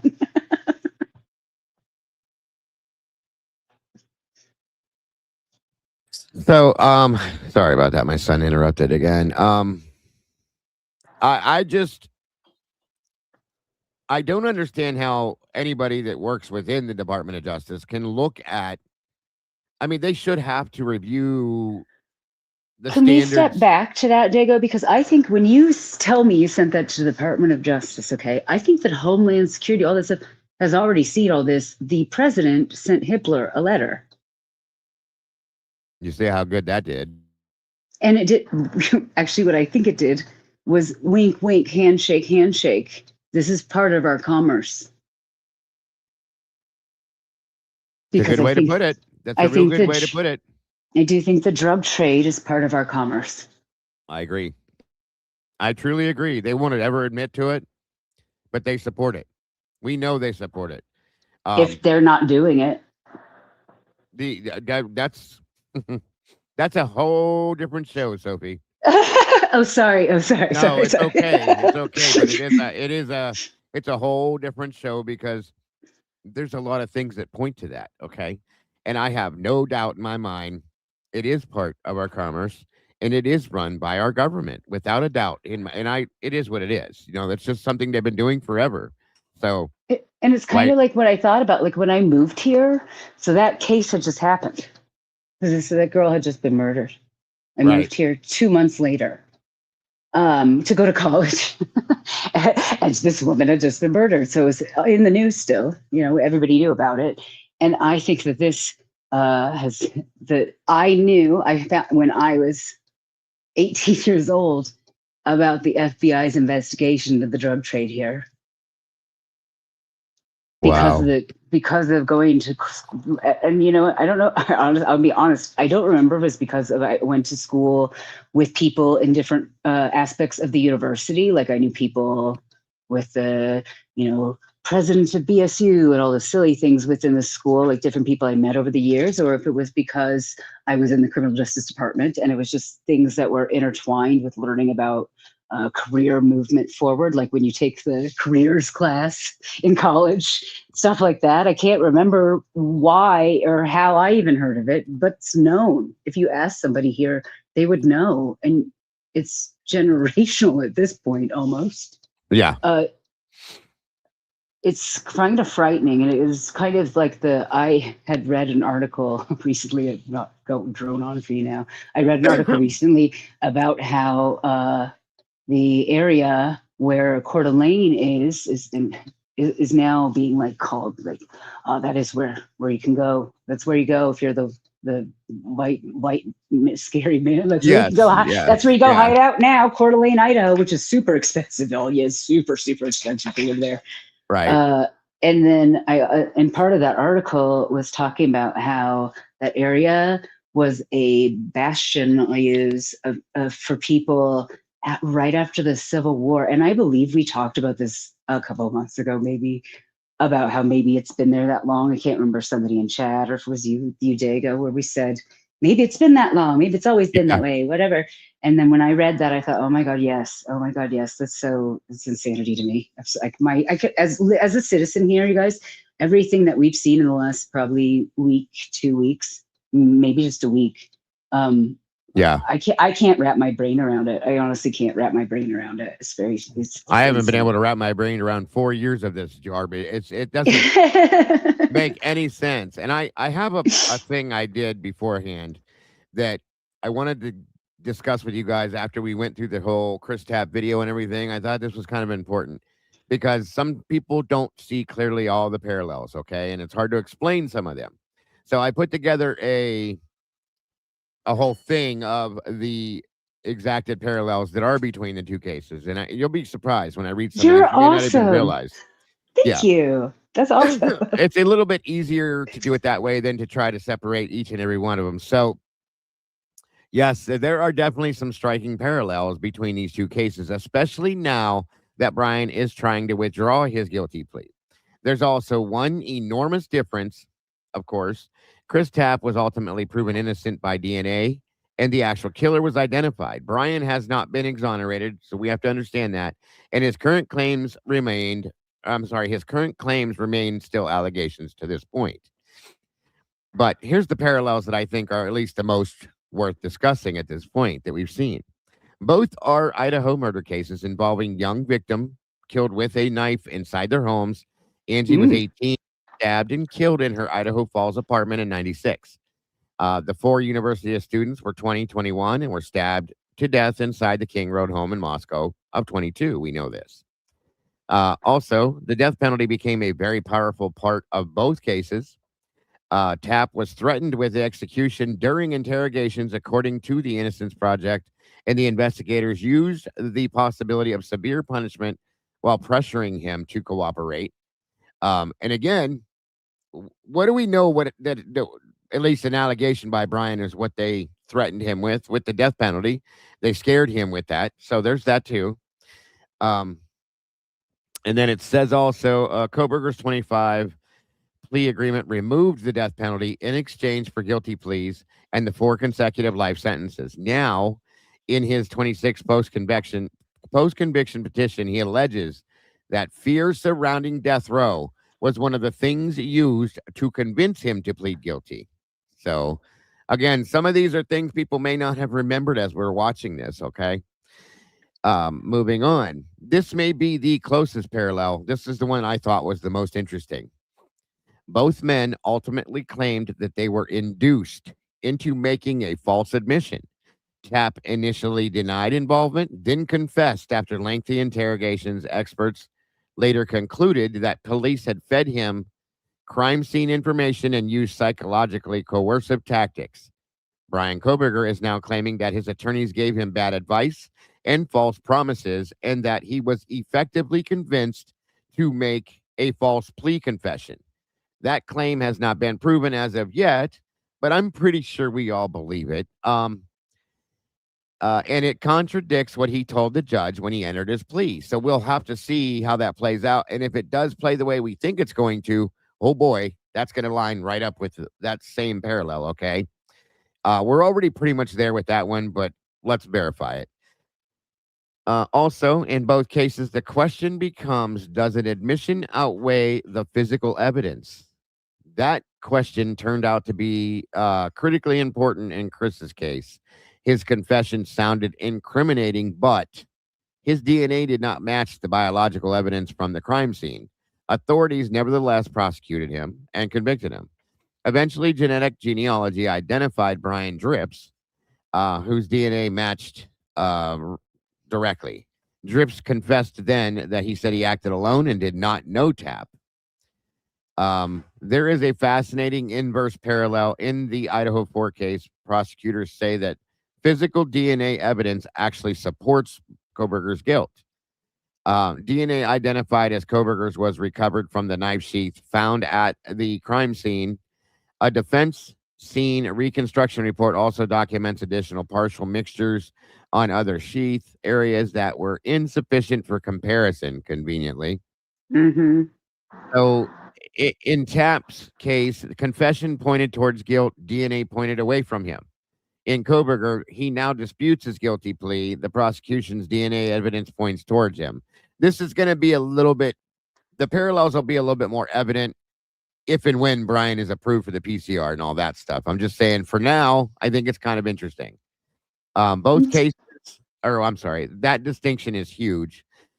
In both cases, they raise questions about tunnel vision and confirmation bias. That's two very important things. Tunnel vision, we all know that is highly in the Koberger case, and confirmation bias as well. In the Tapp investigation, police eventually became committed to a theory involving Tapp, even though the DNA excluded him. Investigators repeatedly developed theories intended to explain why the DNA wasn't his. That turned out to be catastrophically wrong. True to fact. And we have all of the sourcing for this comes from different news sources and as well as the Innocence Project statements and documents for Chris's case.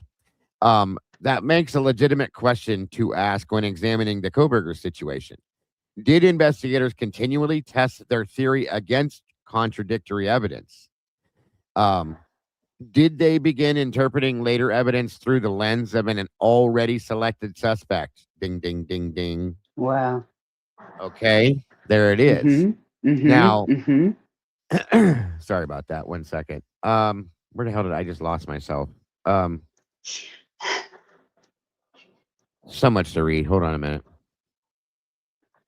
That's a worthwhile investigative question, in my opinion. It really is. That's one of the biggest ones to me. But it's not. It is not evidence by itself that the same mistake occurred. We know that. Okay. Both cases have potentially important evidence that became more significant after conviction. In Tapp's case, continued DNA testing eventually destroyed the prosecution's original theory and identified the real killer. Koberger is now specifically pointing to evidence that he says was not adequately considered before his plea, including material involving his hair recovered from Ethan Chapin's hand. Diego, can I ask you a question? Did you see anything in there why Mr. Tapp's DNA, why the other, Drips, his name is so ironic. Oh, why blood drip guy? Sorry. How did they get to his? They continued to test the rest of the other DNAs. There was other was it because the mother pushed so hard? What was the reason they continued to test? I think that was a big, huge part of it. Angie's mom was pushing like crazy. And of course, his family and stuff was backing up, saying this needs to be rechecked, this needs to be tested, this needs to be rechecked. They weren't letting it go. Same thing we're doing with Brian, okay? They were not letting it go. And at some point they did it, and I'll be damned, here we have a winner. You know what I mean? So that's how I've seen it, at least. They were not, and the biggest part of this was the Innocence Project.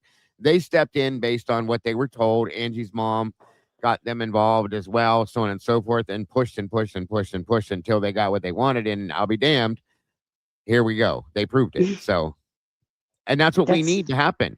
That is what we need to happen in Koberger's case, because it's going to be the same thing, in my opinion. But that's the only way we're going to get that. We can't. You'd be like the I first said, thing. Sorry. Yeah. No, you're okay. Go ahead. It's just funny as the defense attorney would be the first thing I brought up. Oh my God! It'd be the first thing I would bring up. I'd be like, here's unidentified male DNA 2. Here's copy 4. Here's this other one over here. Like that would be the first thing. That is the first thing that needs to be laid on the table. Is there's multiple pieces of unidentified male DNA that have never been tested that need to be thrown larger pieces right in the middle of it and needs to be tested right now. So yes. Larger pieces, much larger pieces of like much Real bloodier. DNA, real Yes, blood yes, DNA. Correct. Yes. yes.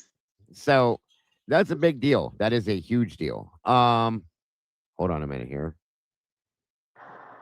And they're reporting, however, that a defense DNA expert reportedly determined the hair matched Chapin rather than Koberger.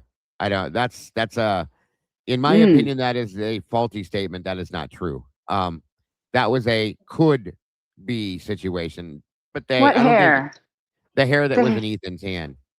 well, come on, jeez. That's what I'm saying. Jeez. It's just a way to wash it away. Mhm. So at that point, reporting says, however, that a defense DNA expert reportedly determined the hair matched Chapin rather than Koberger. So this particular claim should not be presented as proof of another perpetrator. Bullshit. I'm calling bullshit on that one. Yeah, definitely. Neither case initially had an obvious satisfying motive. The true killer of Angie Dodge, Brian Drips, eventually admitted the attack, but the case spent decades under an incorrect theory of who had committed it. In the Idaho 4 case, even after Koberger pleaded guilty, prosecutors did not establish a publicly known motive explaining why these 4 victims were killed. There's never been a motive, ever. Reuters reported at sentencing that the motive remained unknown. There's never, ever been what I would call a stable, standing motive in the Koberger situation or in the Idaho 4 case, period. At all. Nothing. At all. Not remotely. Not even. Not even close. Not even close. You are correct. So that does not mean that Koberger's guilty plea was false. It means that his plea should be evaluated alongside the independent evidence supporting it rather than treated as infallible merely because he said guilty. That's the biggest point. So now the biggest difference within this situation here is there is where I would be. And again, it says to be very careful during a live show. I don't care. You guys know better. Chris Tapp's innocence is established. His DNA is excluded. Genetic genealogy identified Brian Drips. Drips' DNA matched the crime scene evidence. Drips confessed that he acted alone and had never known Tapp, and Tapp's conviction was completely vacated based on actual innocence. Going forward, Brian Koberger is currently a convicted murderer seeking post-conviction relief. He pleaded guilty in July 25, was sentenced to 4 consecutive life terms, and in July of 26, filed to withdraw those pleas, alleging ineffective assistance, and he was induced into falsely pleading guilty. Those allegations have not established his innocence as of yet, and we know that. So the most interesting parallel between these 2 cases is if I were breaking this down for a discussion, which we are, I would put this question front and center for everybody, okay? And this is a good point. Chris Tapp was threatened with the death penalty, made admission later, and said, we're false. And then physical evidence ultimately proved him to be innocent. Brian Koberger avoided the death penalty through a guilty plea and now says that he was pressured into making a false admission. He literally said within his statement that he was told, you will be better off if you lie, and these things will fall into play better for you. Those were the words, okay? What independent physical evidence proves or disproves the admission in each case? That's where the comparison becomes genuinely interesting rather than simply saying Tapp was innocent, therefore Koberger might be innocent, and we know this. We're not dumb. There are several more specific parallels involving the DNA, the alleged false narrative, multiple perpetrator questions, investigative tunnel vision, and what investigators knew versus what they knew, versus when they knew it. I'm sorry. I can lay out those side by side in Chris Tapp versus Idaho 4 comparison chart with 15 to 20 different points for your, to prove all these things. So that would take too much time to do today, but we can always come back and do this. But the point is, there's multiple sources that back up every bit of this. Everything I'm reading to you, there's multiple sources between the Innocence Project, the East Idaho news stories that were put out in articles, all of it, every bit of it. We know it ourselves. We've been here day after day talking about this, breaking down documents, looking at the things in our face. We know what they are, okay? The fact that there are so many parallels is very problematic for me. The problem that nobody else chooses to see these parallels it's very problematic for me. The people that are running around YouTube screaming and yelling, Brian did it, is highly problematic because they refuse to look at these other things. If they would take 5 seconds to step back and look at this and go, okay, I see it now. That's all it takes. That's all it takes. So I just thought I would throw that together and give you guys a little bit of let me see here. That's incredible, Jago. Like it's, excuse me, it's incredible to think about how many other cases we have sitting around the state that are probably going to look just like this. Yes. Well, here's my question. Going forward, anything I see come out of the state of Idaho, I'm going to look at it funny now. I'm not. I mean, I'm sorry. I hate to sound like that, but I'm going to look at it funny. Any case, I don't care what it is. I don't care if it's a damn bank robbery. I'm going to look at it funny and go, what's going on here? You know what I mean? So I can't agree with you more. I can't agree with you more at this point. I'm just saying. So going forward, this is just, again, this is the whole reason we did this whole thing today. For those of you, one, that didn't know the Chris Tapp story, I wanted you to know it. Two, I wanted mostly for everybody to see the parallels and understand how closely related these cases are in a lot of aspects. And there's more. There's more cases. The chiropractor doc, I always forget his name, Drake. I think it was that case. There's a lot of parallels with that case. I can go on and on and on for hours with cases with the I can think of a couple. situation. I can think of a couple more too, to be honest. Just There's like a lot. random little things through Boise or like just other parts of the state that are iffy. A lot of iffy things here. I mean, yeah, a different day. A talk for a different day. For how There's big a lot. it is. Sorry, I laugh at it. I know I shouldn't. No, you're good. Actually, I looked that up earlier this morning when I was setting up for this or thinking about setting up for this. Honest and truly, there's no exact number when I looked it up, how many cases are run parallel as with the same type of things to the Idaho 4. The answer I got when I looked into this is there's a lot. That's what I got. There's a lot. And it would take forever to refine everything when I was doing it earlier, but there's at least when I was doing when I looked into it earlier, I got at least 4, but it said there's a lot. Word for word. It's hilarious. They were at minimum 4 for sure. Of course, Chris Tapp is one of them. Hold on here. I can think of several plea bargains too that Ann Taylor has the plea deals that Ann Taylor got through that were. Oh yeah.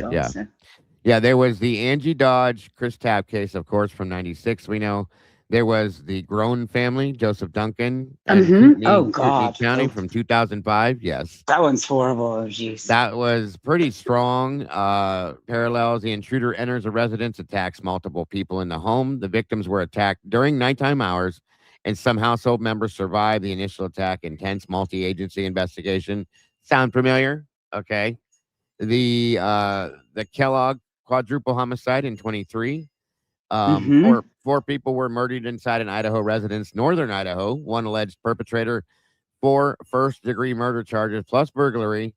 Major difference: victims were shot, and authorities said that there had been a neighbor dispute. But still, they knew who did that one right away. They knew who did that right away. Yeah. Hey, Randy. Sarah Johnson out of Bellevue in 2003.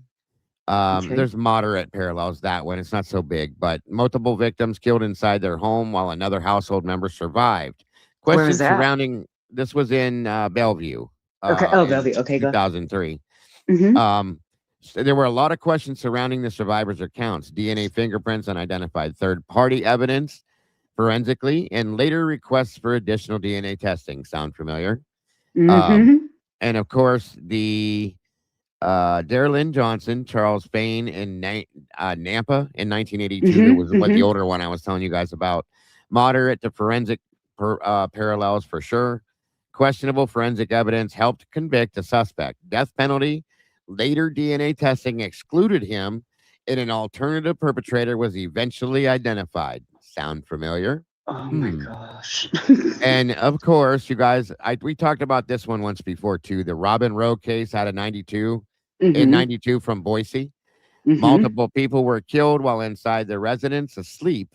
Capital prosecution and extensive post-conviction proceedings. Major differences was the method was arson and the victims or the defendant's family. So there's, like I said, we could go on and on and on and on. And maybe at some point I will bring these cases into out here to you guys and cover these and show you guys the parallels in these cases as to how it worked out and what the justice system in Idaho did with these cases. Again, there's a lot. There's more. Sarah Johnson's case, again, Charles Fain, and of course we know the doctor, that situation as well. There's a couple that were done the right way. A couple. Very low number. Sad to say that, isn't it? But there's a lot more that kind of line up in the same aspect as what's going on. So these are things that I'll be looking at going forward, since when we're not able to cover anything new for Idaho, people still want to talk about Idaho. So what I'm going to do is go into stuff like this. You know what I mean?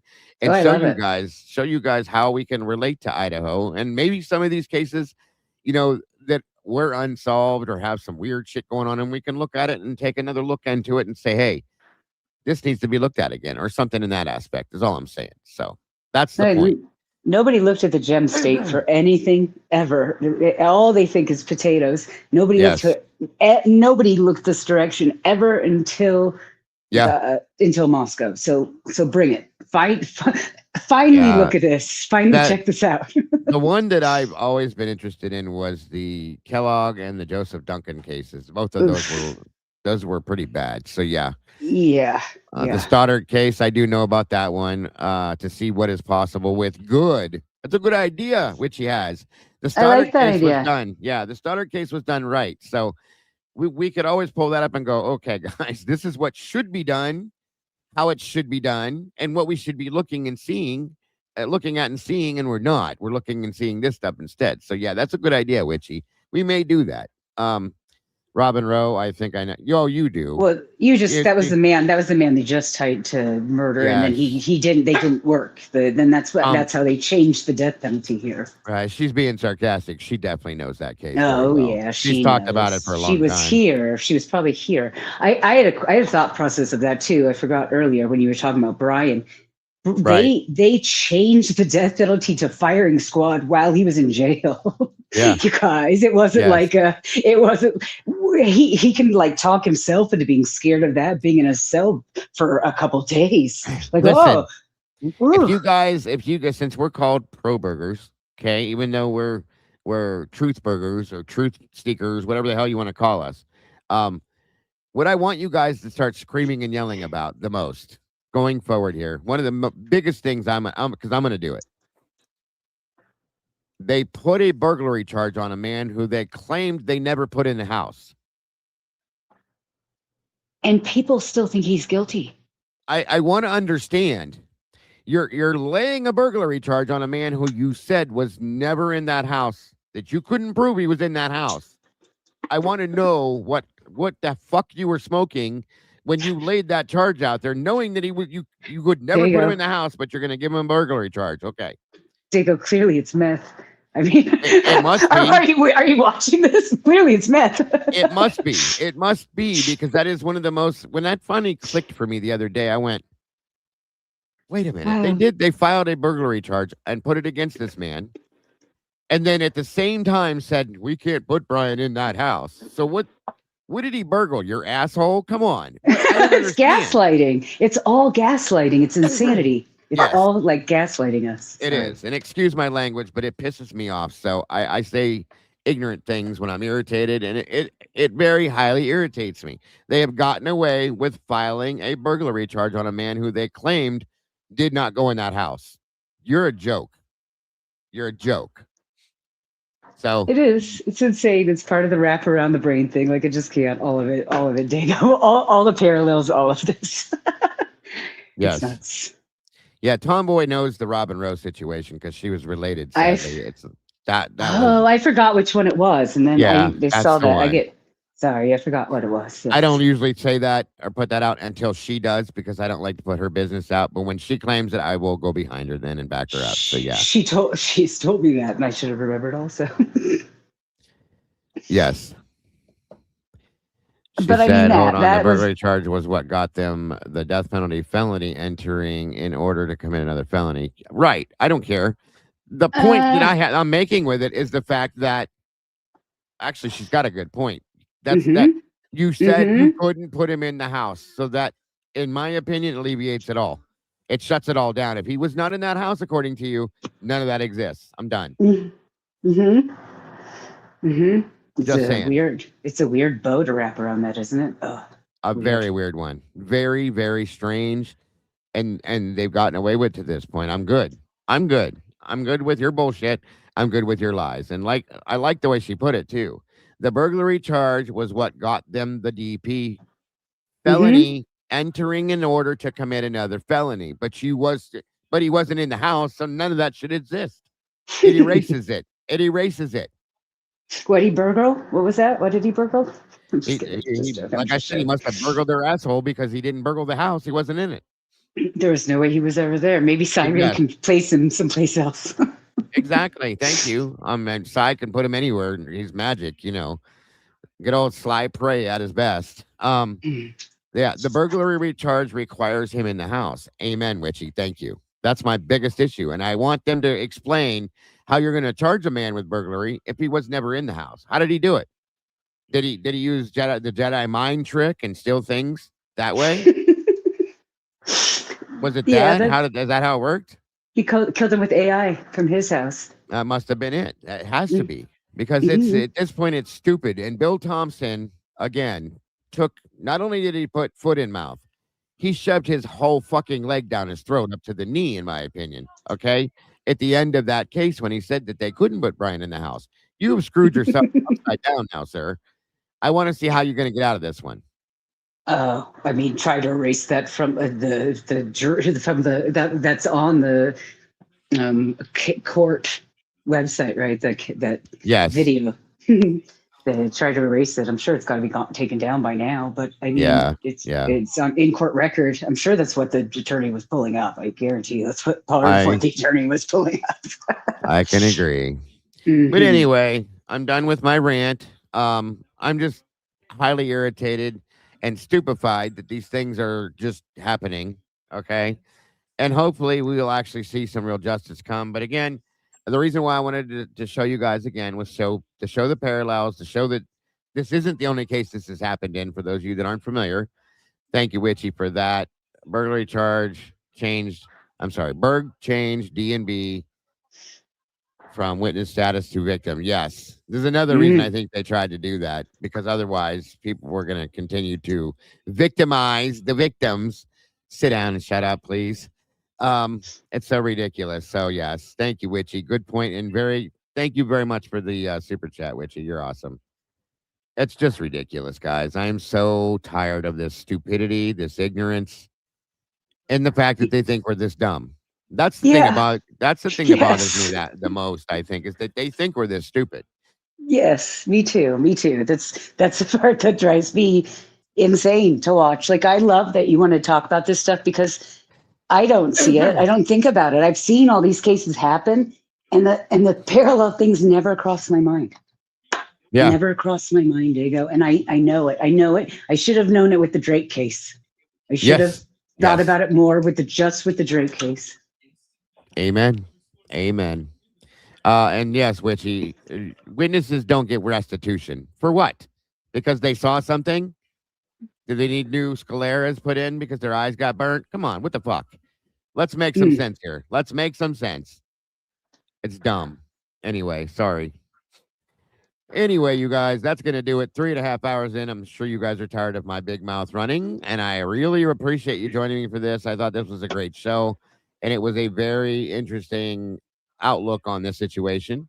There'll be more to come in these realms. Like I said, if there's nothing new to discuss and you guys are still wanting me to talk about Idaho, well, I have to do it in different ways that are more interesting. So this is what we'll be doing. So things like this, I should say. So thank you guys so very much. Sophie, thank you for joining me and adding to the discussion as well. Anytime you as, bring the beans, I'll spill them. I will definitely try. I will definitely try for sure every time. You guys are amazing. I really appreciate each and every one of you for that joining me. Moto was up here. Our Jersey girl stopped in for a minute. Appreciate that. Sweet Pea was up here as well. You Thank had you a guys great so very panel much. today. You had a great Yes. panel. You deserve a bunch of kudos. All the things that people were saying, just so you know. I agree. Well, I really appreciate you. You're doing a great job with your community, and I've watched, and you know that we both have seen several years of silly things all over the place. And you continue. You started off, and you continue to do a great job. I'm trying my best. I try to offer and give you guys the best I can because that is all you deserve, truly, because you guys are the best. You deserve the best. And I appreciate the support beyond a level I can ever explain in words. You guys are truly amazing. And truly the beautiful people as far as I'm concerned. And that's why I always ask you guys to never, ever forget to love yourselves and love each other and never change anything about yourselves, because that is what I love about you, is who you are as you. So thank you very much for that. Thank you again, Sophie, for being here. Thank you to my amazing yes, ma'am. Have a great night. Thank you to my moderators. You guys are absolutely amazing as always. For those of you that may still be in here, I appreciate you very much. I hope you have a great night. I will be jumping into the Discord shortly here for a minute if I can with them, if they're not busy. And I will see all the rest of you tomorrow, hopefully at a normal time. If things go right here. That being said, I love to each and every one of you. Thank you to anybody that may have chosen to support us in other ways. God bless and appreciate it so very much. And I will see you all very soon. Good night and God bless. Bye-bye, everybody.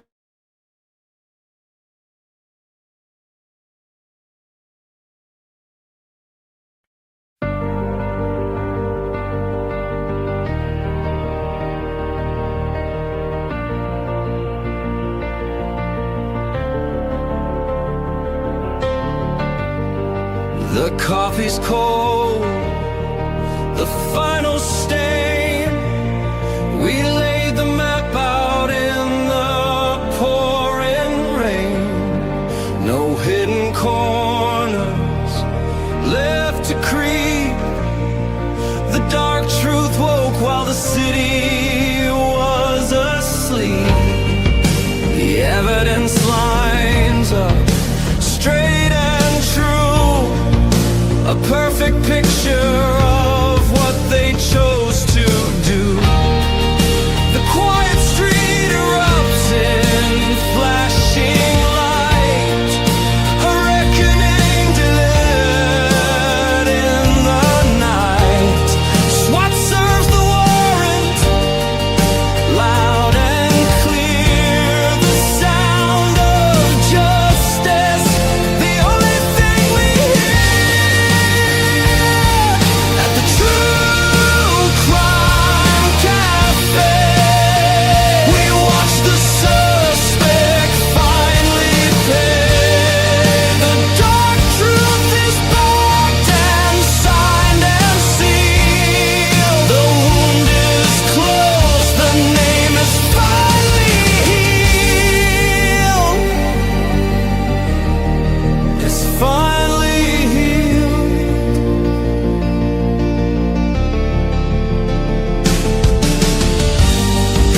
The cafe's empty, closed for the night. We put the darkness back into the light. We'll wipe the counter, set the empty chair, and wait right here for the next secret laid bare. Until the next one.